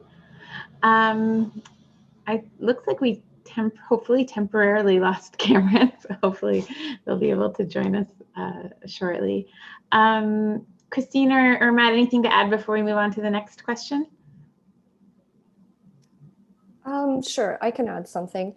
I actually don't organize Pride events currently, but I was on the Brantford Pride Committee at the time that we had decided to ask the police not to participate in uniform. So I think that's been a very, very big challenge because there's been lots of disagreement in the community about whether or not that should be happening. And as one of the people who was sort of one of the faces of Pride at the time, I faced lots of harassment from like individual police officers at that time, like sort of like intimidation factors, but they were actually never really invested in Pride locally anyway before that. And I think one of the challenging things at a community level is trying to get folks to a point where they understand the need for Pride to be more inclusive. Because, you know, I remember getting messages from people when Black Lives Matter sort of did their pretty awesome sit-in at Toronto Pride. I started getting messages from people saying, you know, I agree with Black Lives Matter, but there's no place in Pride for them. And I was like, what? Are you saying there's no place for people of color in Pride? Like, because you're missing a pretty big piece of what is of what the real situation is, right? Like Pride has been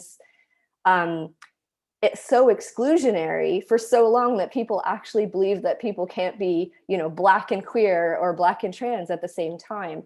And I think as somebody who does a lot of education now, that's what needs to be happening at a community level. Like we need to be providing more education about inclusivity and the importance of inclusion, and the fact that, you know, Pride can never be a celebration, like completely a celebration, until everyone is included. And I think in that area, there's just so much more work to be done.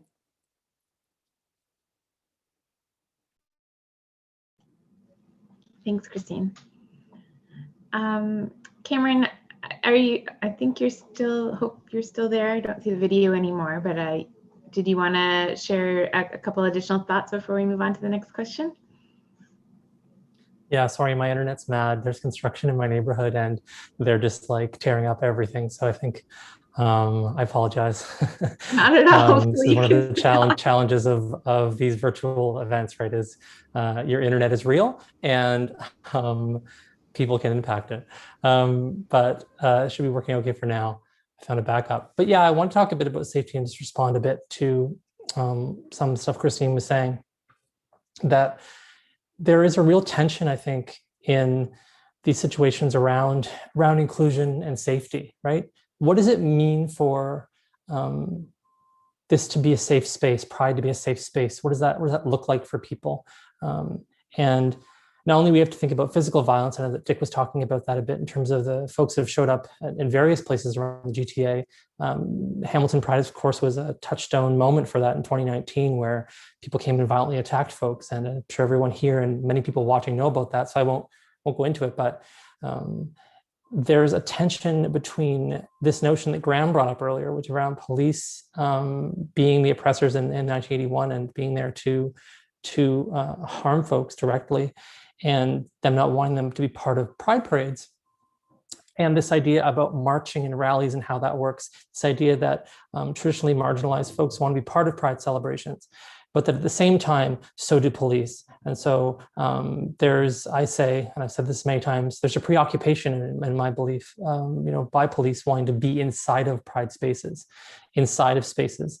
And then there's a tension when you start getting into corporatization, right? So you have a mainstreaming effect that occurs when you corporatize. I hope I'm making sense here, but what's happening is there's a mainstreaming effect. There's this idea that these spaces that are there, they're supposed to be safe spaces for everyone into LGBTQ plus communities, right? Those safe spaces are supposed to be there and supposed to be for members of our community to feel safe in. They don't necessarily feel safe if police are there in uniform, if police are marching in parades. What do rallies look like if they're meant to be inclusive? So those I think are important points to think through. Sorry, my internet is mad. No, I think we heard you pretty clearly, despite a couple fluctuations there with the internet. Thank you. Does anyone else want to add anything to that question before we move to the second question in response to Cameron or any of the other speakers? Okay, great. So next I wanted to ask about what are some examples of the impact of COVID-19 on the LGBTQ plus population and how can service providers help address these impacts? It's been a pretty unique year or so, and that's impacted our community in so many different ways. So interested to hear about your thoughts on that.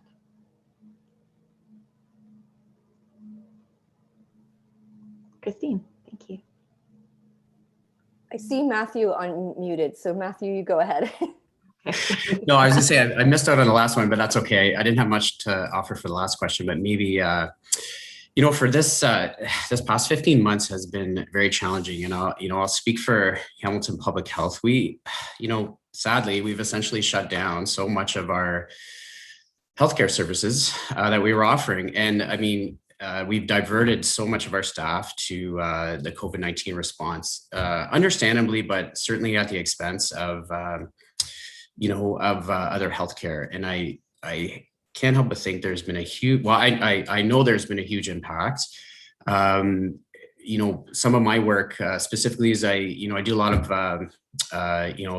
point of care HIV testing. That's sort of been my focus. And pre-COVID, I was doing a regular amount of weekly testing, we'll say, and it's essentially has disappeared now. Very slowly but surely, my numbers are creeping up again. But I have to wonder, where did people go for the last 15 months if they were looking for any sort of testing or certain healthcare? A lot of, and I don't know if I'm taking responsibility for everything Hamilton Public Health has done or not done in this situation, but yeah, we did shut down almost all of our clinics, and we have really limited services. And I'm not happy with that. I have to be careful what I say here, but it's it's unfortunate. And so we're people in, certainly a lot of people who even have family doctors, it's been challenging to see them. It's really been challenging to access proper healthcare these last 15 months. I hope, well, I know we're close. We're getting out of this kind of state of lockdown, and things are slowly starting to open up. Public health is very slowly but surely going to ramp up our services again. But I appreciate it's been incredibly challenging for people to access, sexual health care. And yeah, it's really too bad.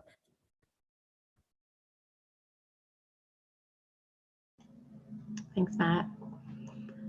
Christine, did you want to go next?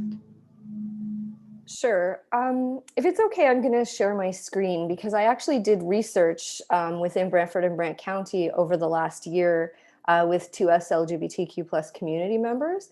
And I want to share my screen because they're the ones who did the research. It's just sort of flowing through me. And I think some really interesting things have come out of COVID-19 for people.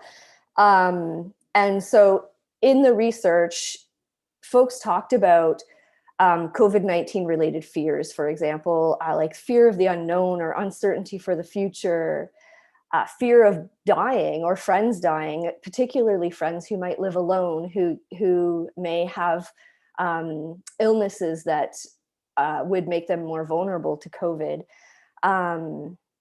People talked about feeling isolated and missing friends, or like the loss of physical touch, for example, and being stuck living with unsupportive people.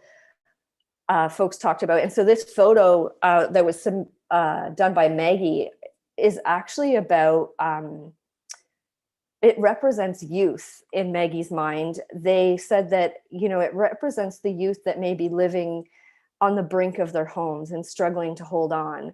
And Maggie shared that, many university students, for example, are stuck living at home right now and doing online schooling. But what happens for them is that they've lost their communities because their queer and trans community would have typically been their school community. And for many students, they're living far away from home in regular times, and now are sort of stuck back at home, which it poses many challenges that I think that particularly locally, like counselors, for example, haven't even, they don't know how to typically support 2S LGBTQ plus youth, never mind during pandemic times where everything is sort of amplified. Folks also talked about the loss of Pride events and how hard that was. And Willow and Courtney shared this. They had planned to go to sort of many Pride events over the month of June. And Willow shared that she's newly out as a trans woman and was really excited to attend Pride, and then all of the events were canceled. And Willow's actually a frontline worker in healthcare, so it was pretty hard on her. And when we sort of dug a little bit deeper into what it means for Pride to be canceled for people, they talked about it being the one time of year where they could connect with other community members, people who were like them, because we don't actually have queer specific space. And it's not necessarily safe to like go out with a small group of people. And other people talked about Pride being the one time of year where they can actually be themselves out in public, and how much that means to them. So I can't imagine how folks are feeling having sort of going into the second year of not being able to gather in person. I have a couple of other ones. So folks also talked about the ways that they are connecting, because connection is so important. So some people talked about, like Shar talked about connecting online, and a couple of other people talked about connecting in safe social gatherings. So around a fire, 6 feet apart, and when permitted, obviously. So I think it's really interesting to think about the ways that those connections can still happen for people. And I really love these photos. Willow and Courtney shared these two photos. The first one is, when you can't go to the beach, you can bring the beach to you. And they created this really cool beach vibe on their balcony where they could, tan and just chill out. And then they also created a movie night under the stars on their balcony. And they talked about like not being able to go out and have date nights, and how important like intimacy and spending time together is, even during pandemic times. And that, typically as trans women, they would have a hard time going to the movies without being met with discrimination and possible harm. And the pandemic actually helped them to think of new ways to do things like enjoy a movie together that didn't feel like it was, every other night sitting in the living room. So I think that's really cool. And people talked a lot about like masks. So masks have a big impact on people that we don't necessarily think about, but it actually changes the whole interaction process. And people talked about like making masks and giving them away rather than supporting those capitalizing on them. Masks invisibilizing some people, or being political. So having the ability to walk down the street and like display your pride through wearing a mask, or allyship even. But I did want to share, Willow shared one story about a mask where she said that, masks are so important because we need to keep everyone safe. But for Willow, as a trans woman, wearing a mask has a way of stripping her identity and undoing the strides that she'd made to wear her face proudly and confidently. She said that queer and especially queer and especially trans people have a hard time valuing their appearance. And her smile took her a long time to wear proudly and confidently, and now it's obscured every time she faces the world. And she said that appearance is more than how people see us, it's how we see ourselves. And time spent hiding that appearance that we struggle to find pride with is as familiar as the closet we once found ourselves trapped in, which gives me the chills every time I read it. And Willow really was talking about, if your smile, for her smile was her most kind attribute. And having to hide it all of the time makes it difficult for her as a trans woman to sort of face the world and be seen for who she is. But I did want to share a story. I'm taking a lot of time, but I wanted to share a little bit of the positive things that came out of what people were experiencing related to COVID, because I think that's also very important. So people talked about the different and unique ways that they're using to connect with family, chosen family, friends. And so people talked about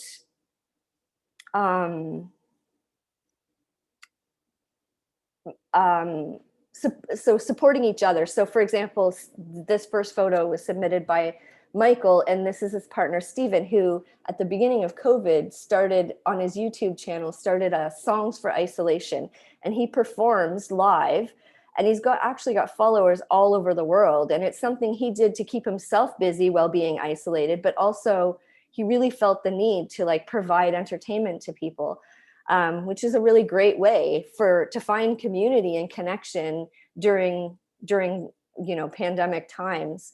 And Michael also shared that he did a Facebook fundraiser where his partner shaved his head online to raise money for 2 charities that had to cancel their annual fundraisers.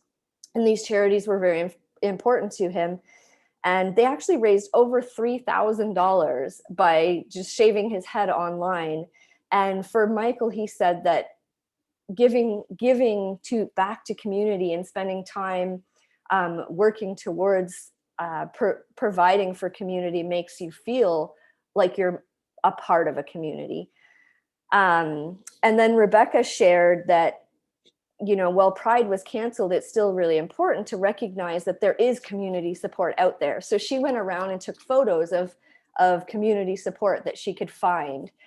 And I think that generally the sense that I got from folks from this research was that they had a deep sense of supporting one another and keeping themselves and others safe, and getting through the pandemic together. And I'll just end with Willow's words because they stick with me and probably will for the rest of my life. We must be strong, continue to use safer means of reaching out, and show the strength of our community to reflect a family. We are resilient in learning and overcoming.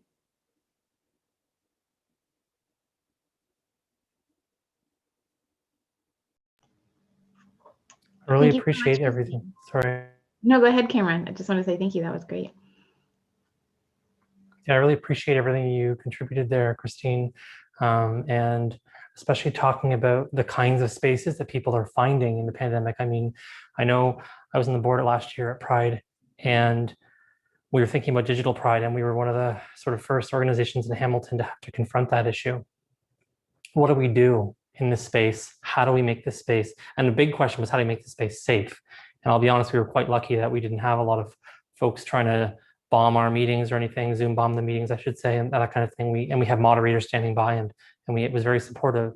What it makes me think about is accessibility, right? So many folks, I know that you talked about this in terms of barrier-free access. I think it was Dick, maybe Ken, who talked about barrier-free access to events. And a big challenge for a lot of the events in Hamilton has been making them as accessible as possible. And a lot of folks reached out to say that they found that a digital event allowed them to attend in a way that they weren't able to participate and feel included before. And so I think that we have to think about what that means going forward. And Pride events in the future are always going to have to think about how there can be a digital component involved, how we can make these spaces accessible for people, so everybody can feel included. Because I think that there's been a lot of activists in Hamilton who've been part of Pride organizing who are also disability rights activists, and they've always foregrounded this, right? This idea that we need to have spaces for folks with disabilities, and they need to be visible and seen when they want to be. What I also think is important to mention here, and I think it goes back to what I was saying before, was something I wanted to finish saying. This allows for creativity in our spaces, right? So what's happening in these spaces is a kind of creative void is being filled. Everything is new for everybody in digital spaces. So those spaces are new and they're uncharted territory. And when 2S LGBTQ plus communities get into those spaces, they can create in new and innovative and queer and trans ways that are beautiful and wonderful. And we had that opportunity in 2020, I think, to do something like that, to lead, to learn new skills, to show what those skills can look like, to do it in fabulous ways. And so I think that that's a really bright spot there. I think, though, that what happens, though, of course, is that there is that tension of the mainstreaming effect that happens over time, right? So now that there's a norm around digital spaces, there are kind of social rules and cultural rules around how we interact in these spaces and what we do,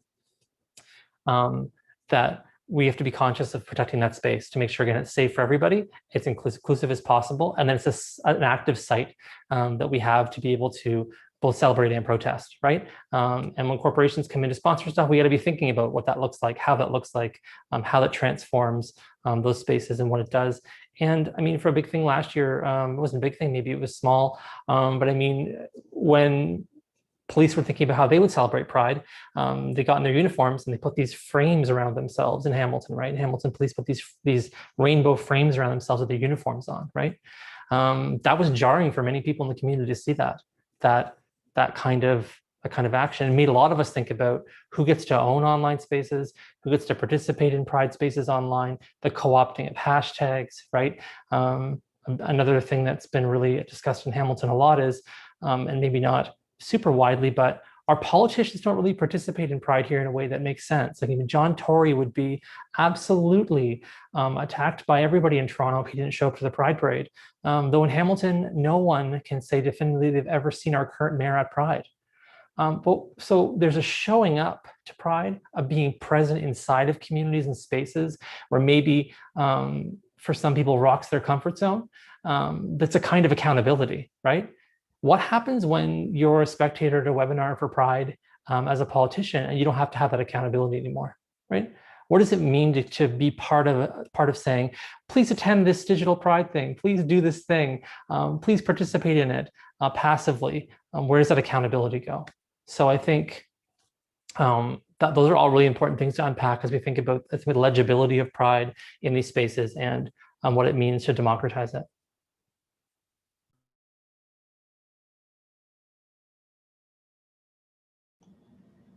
Thanks, Cameron. Ken or Dick or Matt, Matt, actually, you've already spoken to this. Ken or Dick, do you have anything you wanted to add? Yeah, I just wanted to kind of chat about digital prides. And again, I think it's great that, again, we can offer those spaces, but we also need to be cognizant that not everybody has internet. And so we've been running in, we've got an open mic coming up. And we've had someone in the community who has always performed at our open mic nights, but does not have a strong internet connection, so can't. So we're trying to come up with creative ways, like maybe they can record it beforehand and we can present it then. But again, trying to be aware that, again, not everybody has access to internets and coming up with creative solutions. What I wanted to kind of say too, so I've been working with youth, and again, I think online is great for them, but I think they also enjoy the in-person stuff. We used to do, again, pre-COVID, we would do a youth pride dance, and we'd probably get close to 100 youth coming out. Again, 13, 12 and up. And again, and that was, for some of them, that was the first time that they could kind of come out. We usually have like little name tags where they could put their chosen name, their chosen pronouns. And a lot of them would say, like, this is the first time I can kind of do this and I can be my authentic self in this space. So again, I think it's important that we do go back to in-person eventually. But yeah, I think that's all I wanted to add.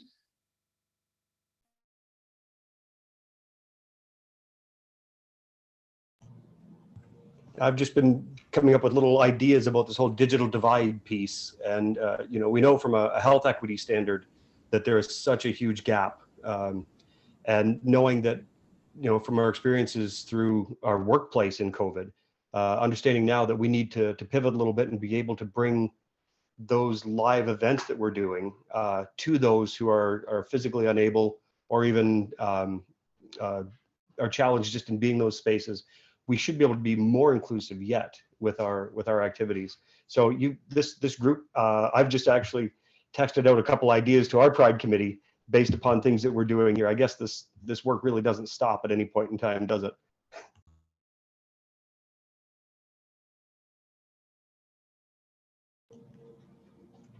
Thanks, Ken and Dick. Christine, did you want to add something? Yeah. I did want to, yes. So I've done sort of over the years, I've done a few different research projects locally around service provider and access to services for 2S LGBTQ plus populations.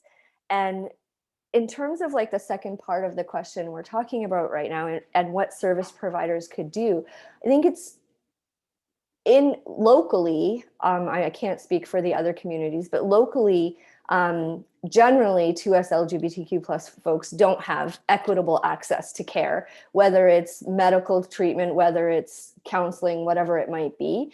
I think that, there's big systemic issues to be addressed. But I do think the services that are being provided, folks need to be more aware of how these populations are differently impacted by the isolation experience during a pandemic. And, lots of the folks that I talk to don't have internet access. So their isolation is even greater than, people who do. And also, I think what's typically missing is an understanding that not all 2S LGBTQ plus folks experience a pandemic in the same way. And that, as a white lesbian, I might be experiencing isolation, but there's a significant chance that someone who's trans or someone who's a person of color or experiences a disability is far more isolated. So just being able to understand from an intersectional lens, the nuances of the way that people might be experiencing extreme levels of isolation at this time, and figuring out how to support folks through that. And sometimes, not everyone has access to being able to do a phone session with a counselor or a Zoom session with a counselor, and knowing that those services are needed still, and that organizations need to figure out unique ways to support people in this time.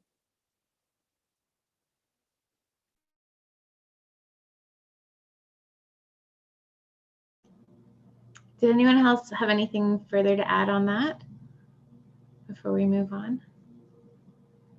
I actually think it was a pretty perfect segue into the next question. Just, as we think about the different ways that COVID has impacted members of our community, and as we think about that impact on, people's health, right? Mental health, physical health.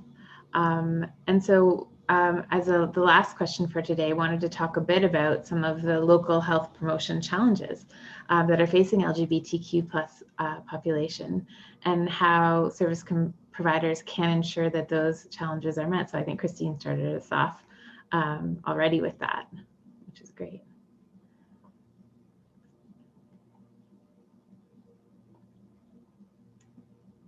Anyone want to start us off?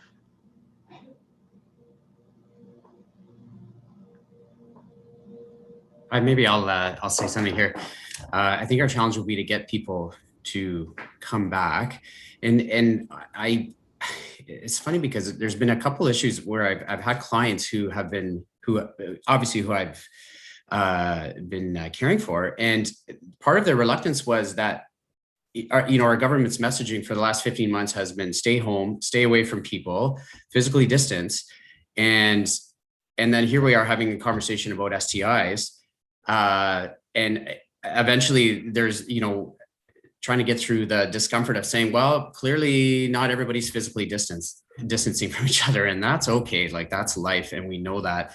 But the fear is that a lot of people have been reluctant to seek out healthcare for that reason, for almost, in addition to the regular stigmas that exist, it's now I guess I wasn't following the rules of physical distancing. And so, I've delayed seeking healthcare for that reason.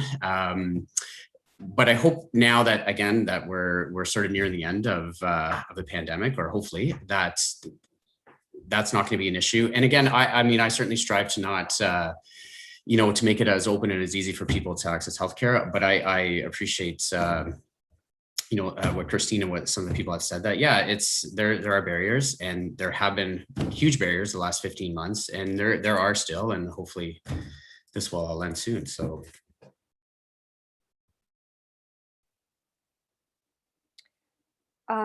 I think that one of the really interesting things that service providers need to keep in mind is that the impacts of COVID are going to be long lasting.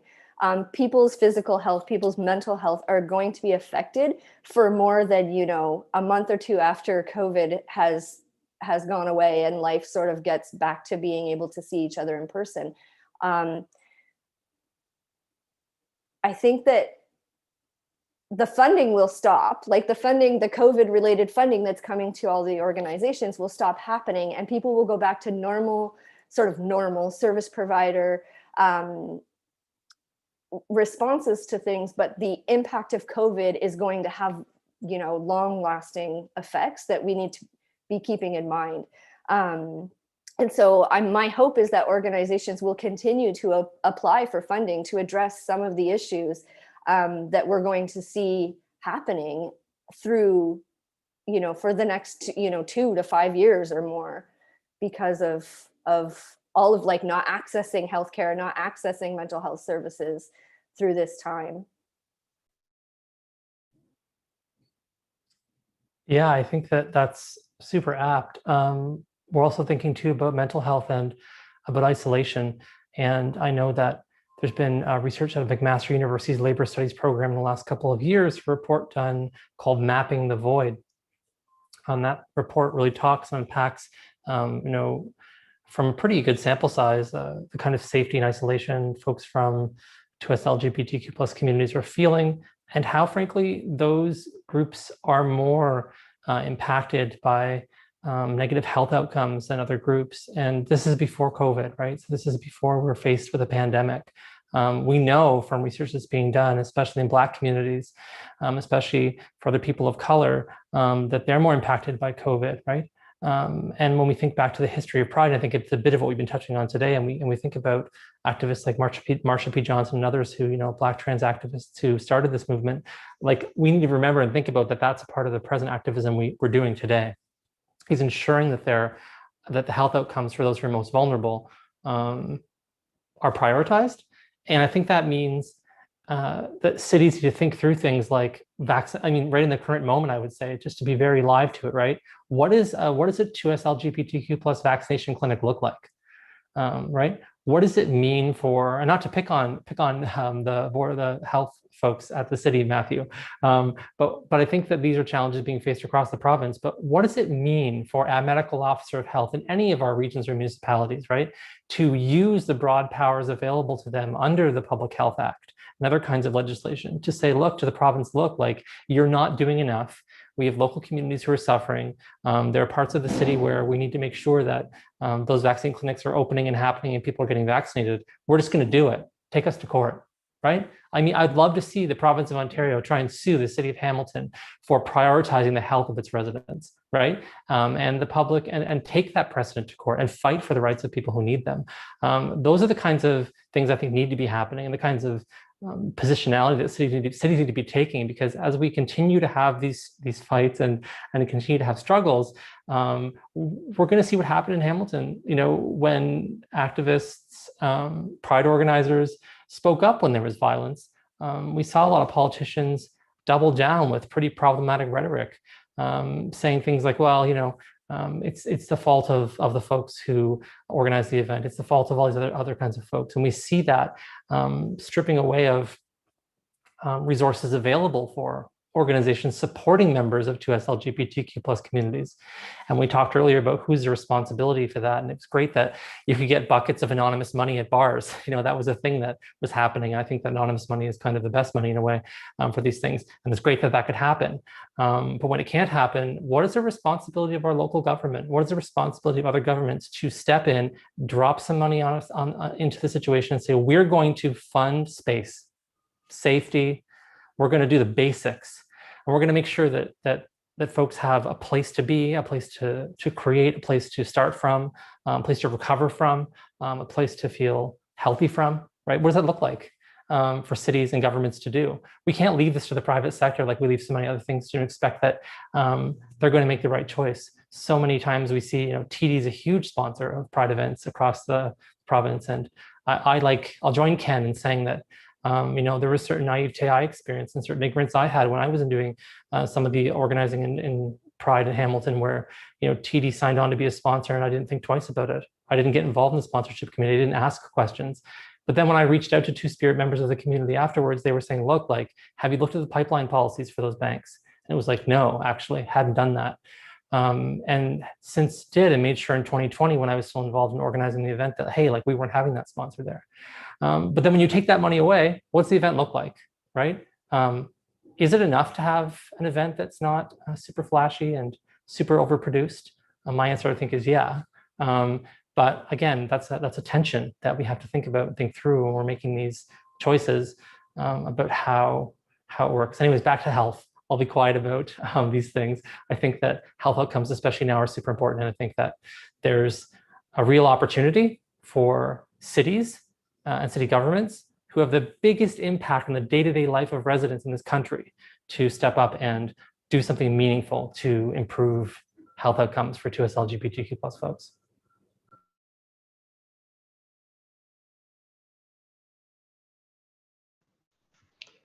Yeah, I just to build on that a bit, Cameron. I know that when we look at health equity again, and this, the global pandemic, the response that we've had is originally it was, we're going to target geographical locations for distribution of the COVID-19 vaccines. We're going to target those high risk areas, and then we're going to blanket the communities. And then they decided maybe we should look at the data and realized, oh, suddenly we have certain parts of our community are at a greater risk.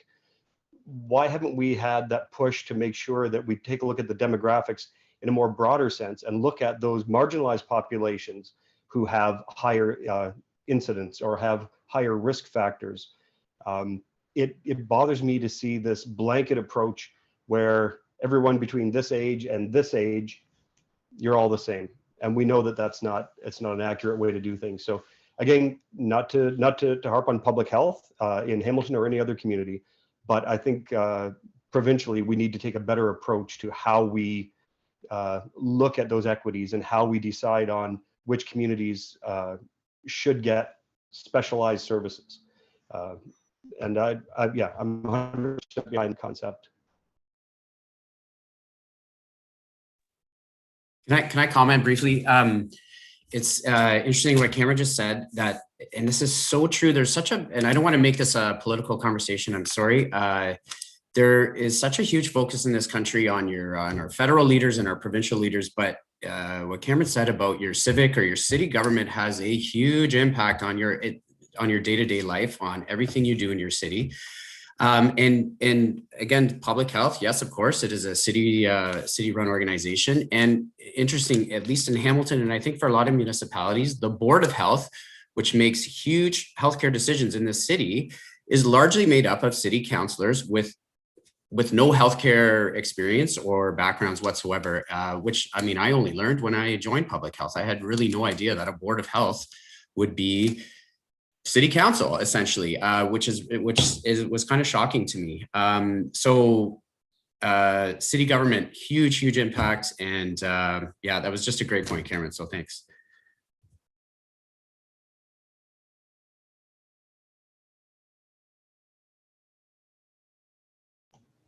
Okay, thanks everyone.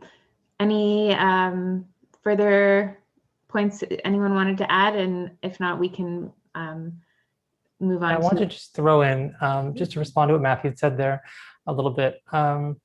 Thank you. I think that you're right that the Board of Health thing is a good thing to think through.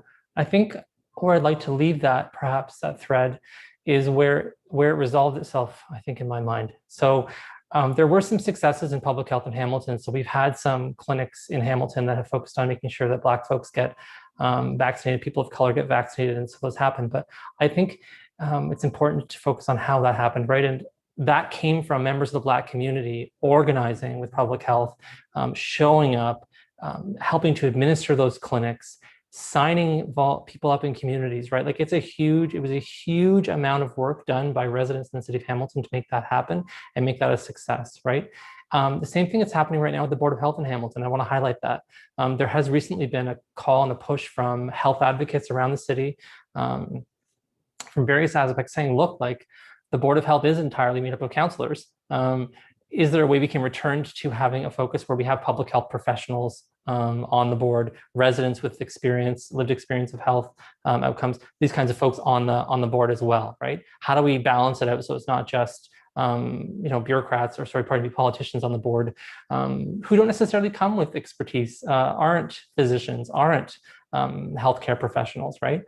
With an eye to this kind of stuff. How can that improve health outcomes for people? So I just want to say that I think that a great thing that's happening, I'm not sure in other places, but in Hamilton, is that residents here are so engaged, they're so active, and they're pushing all the time for this change. And it's beautiful to see because it does have real impacts, and people are getting services because of it. So just shout out to all the people who are out there pushing hard to make these things happen.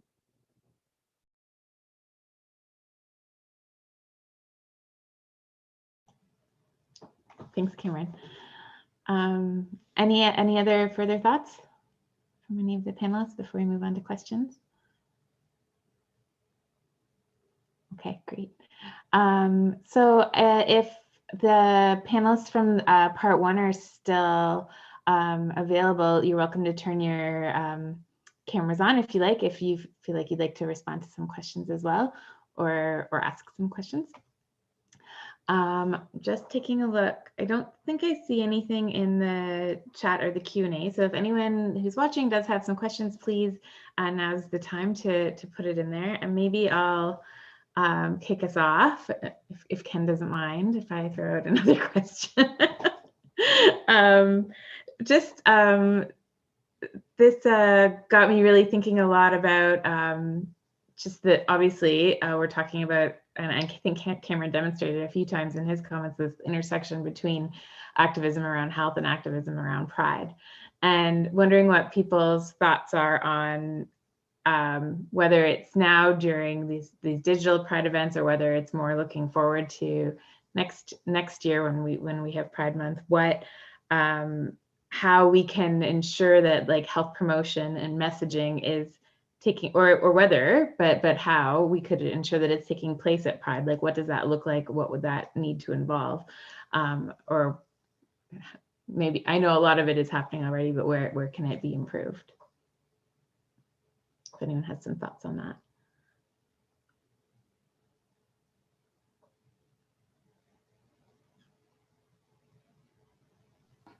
Can I jump in? Oh, sorry, Cameron, you can go ahead. No? Okay. So I think, Jillian, like you said, like it's always been happening, but I do think it needs to happen at greater levels. But I also think there's a need for an understanding of Pride itself being about health. It really is. Like, for people who don't feel connected to community outside of Pride events, it's vital for them. And so, I think there needs to be sort of a balance in Pride between being super political and let's challenge everything and protest everything. But there also needs to be events where people who don't feel safe to attend a protest can attend an event where they can, experience community and meet people and feel connected to people. So I think it's a challenging balance because Pride is political, right? Like, it is definitely political. Our existences are political. So yeah, I do think, I think there are ways that we can promote health in better ways and in bigger ways. So lots of times I think historically at Prides, there's been, a booth about sexual health, a booth about mental health. But how do we incorporate these things in bigger ways so that approaching those booths isn't stigmatized?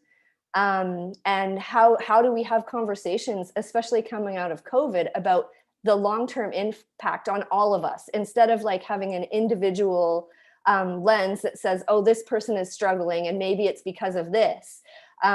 We're all impacted greatly. And being able to talk about that, I think, is very, very important. And coming out of like anyone doing organizing, being able to talk about how hard it is for ourselves to be isolated, and how that affects our physical and mental health will help community members be able to also voice these things. Yeah, I just want to say, yes, thank you for saying that, Christine. And you said a lot of what I was going to say, frankly. And one thing I think that's so important is I just want a big, beautiful pride hug. And there's nothing like that, right? Is having that kind of experience of getting a big hug from friends or people you haven't seen in a long time at a pride event. And that really does contribute to our mental health, right? That does contribute to our health overall. I will also say that, and I think that if others haven't done this before, maybe Hamilton would even be willing to lend you this thing, which would be cool. There's this big public health bus in Hamilton, and it comes to Pride every year. And I have to say, it's pretty wonderful to have that kind of message there. But it's also someone who sat on the board of directors for a few years of the AIDS Network. I'm currently still on the committee there. I think that we still have to be having those kinds of conversations about that health. I know someone in the chat is talking about HIV/AIDS and talking about folks in those priority populations getting vaccinations, which, you know, I know folks in the community who have HIV/AIDS and who are living with HIV and AIDS and who are not able to access the vaccination system in any kind of reasonable way. And I think that had we had the ability to think through Pride in different ways, if there was the ability to do so, one kind of cool Pride thing we could have just done in maybe in 2020 and maybe even in this year, which I think, again, doesn't appear to be permitted through provincial regulations, would be just like set up the public health bus and vaccinate folks, right? Like that could have been a wonderful and beautiful thing to do for Pride, right? Meaning like we couldn't have had the whole event, but we could have had a piece of it there. So I think that this isn't the first time we're going to be facing these impacts of pandemics and health risks. If we listen to global scientists, and if what you said, Christine, is true, and I think it is, that we'll be facing these kinds of impacts in the future, I think there's a huge role for public health to play in these kinds of settings. And I think Pride spaces bring people together, and that's a place that we can mobilize health outcomes that are positive for people. So.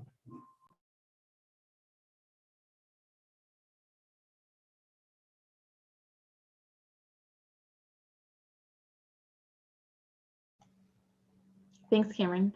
Did anyone else have anything more to add there? There are some comments, which Cameron mentioned. Let me just take a look. Yeah, one person said that for a long time, people with extremely low immune systems weren't being considered as priorities in vaccination. So for example, people living with HIV and AIDS, and they were left fighting to be vaccinated. So thanks for mentioning that. And I think, Matt, you replied saying that, yeah, the province would probably do things different next time around. I'm sure that's very true. I hope that's true. And that immunocompromised individuals should have been vaccinated earlier on. So thanks for those comments. So I just want to throw it out there. If anyone else has any further comments or questions that they wanted to ask of the panelists, or if any panelists have any questions for each other. I'll just add a little bit to the last question that you asked. So I work at Community Living Brant, and I think that one thing as well that can be brought up, we have a project right now called Belonging Brant. But what I like about that is that belonging really helps people's physical and mental well-being, right? When people belong to a community, people have their back. When they have a problem, they have people to go to that can support them. So if they have a health crisis, they're not thinking about it by themselves in their apartment. They're sharing it with their friends who are saying, oh no, that's a serious thing. Go to the doctor, right? And so we find that lots of people that experience varying disabilities are not having that community. And I think we know that people that are members of the Pride community are also not finding that community. So I think the direct correlation between the two is if you have a place to belong, if you have a community, then you have people that are looking out for you, and something that could be mild doesn't turn into something that is very serious and life-threatening. So I just wanted to point that out, because it's not even just about our mental health, it's about the community that surrounds us that helps us through those challenging times. And if we don't have that community, then we're at risk. So I just wanted to bring that up a little bit as well. Thanks.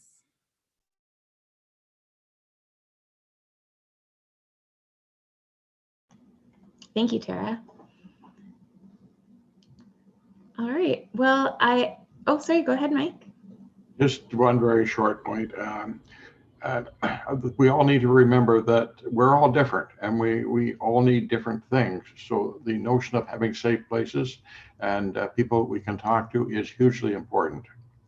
And we should also not forget or marginalize those of us who are aging. That, well, we may not look like the rest of our population and we may not act like the rest of the population.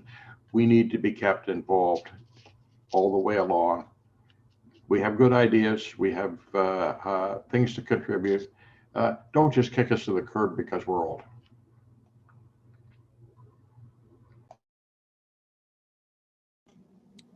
Thanks, Mike. Oh, sorry, go ahead, Christine. Mike, that's a really important point. I'm glad you brought it up. I think, so the Bridge has been for the last few years trying to work with long-term care facilities locally to provide training because, you know, we know that aging populations are struggling and we know what the challenges of going into long-term care could be for people.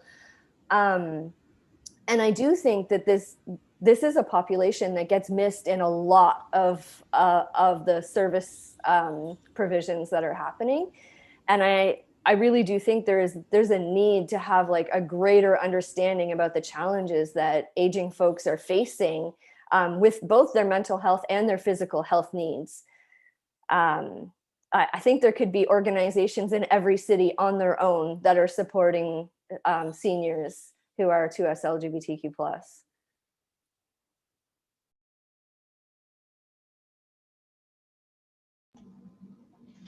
Thank you. Dick, it looked like you wanted to share your thoughts as well. Yeah, this is a different tangent from our main topic, so I don't want to pull anybody away from where we're currently going. I just wanted to speak very briefly on allyship. It's one of the things that it bothers me a lot is when someone comes out and says they're an ally. You're only an ally when the community recognizes you as an ally. You know, we need to be able to understand our privilege. We need to be able to use our privilege as a tool for positive action. We need to do actions of allyship and solidarity. We need to get involved and stand up and speak up. But just making sure that we ask lots of questions, take direction from the community, and become accepted as an ally, not put yourself out as one based upon your personal definition of what allyship is. I just wanted to get my little soapbox moment there on that piece. Thank you. Thank you. Cameron, you mentioned in the comments you wanted to talk a little bit about taking up space politically. I think we have a little bit of time left for that, if you wanted to just share your thoughts on that. Yeah, I think that one thing that we've probably not talked about too much is that a lot of the organizing historically, and even some of the organizing currently, although I think we're making a greater space for more diversity in pride movements, is pretty white. And I think that we have to acknowledge that that's a really big problem. I mean, I know that when I was on my way out of Pride, that was a big focus of making sure that we, as our inaugural term came to a close of our very, very young incorporated organization, that we brought in folks. When I left, there was a very diverse board of I think more than 10 people there, and so we made some progress there, but so much work to be done. What does it look like though to take up space as primarily a group of white folks politically, right? Like, what can we be doing to have rallies? How can we unsettle our comfortability around that, right? I think that we can learn a lot from Black Lives Matter movement, to see what happened over the last couple of summers, to see how you can have a safe rally. I mean, I was at a vigil at Bayfront Park in Hamilton last night, and it was very safe, and people were separated distances, and it was still able to do it respectfully and to be together in a moment of sadness. And so I think that we have to think about how that works too when we're thinking about rallies, and we have to ask ourselves, what it means to take up space and not ask for permission. Because I think that for many, when you're going through the system of asking for permission, which I think to be honest, is a pretty white-centered idea in lots of respects. It also involves asking all the authorities, the cities, institutions, the police, closing off intersections. And again, like immediately that puts us in a certain kind of frame. And so I think it's important for, as activism continues, as we continue to try and make space for people to continue to have our voices heard, that we do make sure that rallies and marches, right, and protests, which started this, is that they're centered in part of the celebrations we have, because they're not negative things. This isn't some kind of strange black and white environment we're in where this is a negative thing and this is a positive thing. I mean, sure, I think it's really important for us to think about the kinds of things that can lift everybody up in our communities, right? Across the board, every single person. But criticism, protest, marching, they're not negative, they're necessary. And so I think as we come out of the pandemic and get accustomed again to being around one another, we have to think about how we can be in those spaces together and to push ourselves outside of our comfort zones, so that we're being more inclusive. Because I think things like that can help to bring people in and make them feel more included, where they can see themselves. So just wanted to leave you with that thought, and maybe others have thoughts that are similar.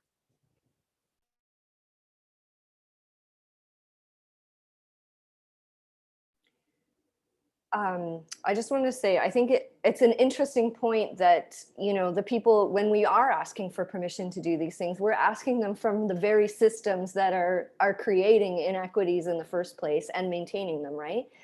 And I think one of the challenges I know from when I was on Pride was that, if we were told, like, if you go ahead with this, you'll be arrested, like the organizers will be arrested. But we've since seen that is not actually the case. And those sort of scare tactics that have happened, we need to be challenging those, totally challenging those, and moving forward with, we don't have to ask for permission from the people who oppress us to do something.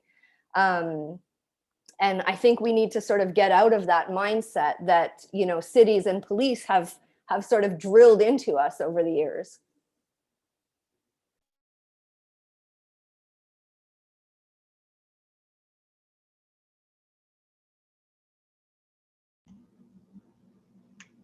Okay, anyone else want to share any final thoughts? I think that, oh, sorry, go ahead, Ken. I was going to say, again, you're giving me all kinds of ideas for next Prides and moving forward, which again, I'm grateful for this conversation.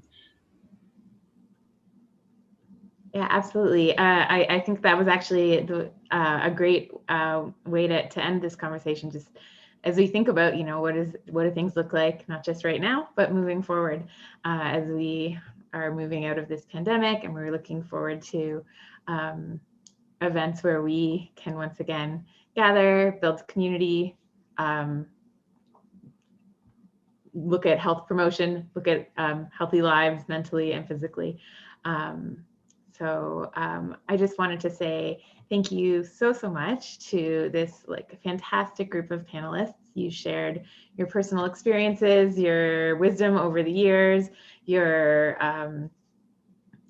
I guess guidance and education, and it's been a fantastic conversation, one that I know will continue in many spaces. And so thank you very much for that. I wanted to wish everyone, all of you and everyone watching, a happy Pride Month, and look forward to more of these conversations in the future. So yeah, thank you very much. All right.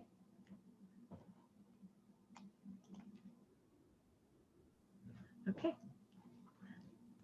Thank you so much, everyone. I just ended the recording. So great to have had this conversation with you. I'll definitely be in touch by email to follow up. Thanks, everyone. Thanks. Have a great day, everyone. Yeah, you too. Thanks. Thank you, everybody. This is great. Yeah. Bye.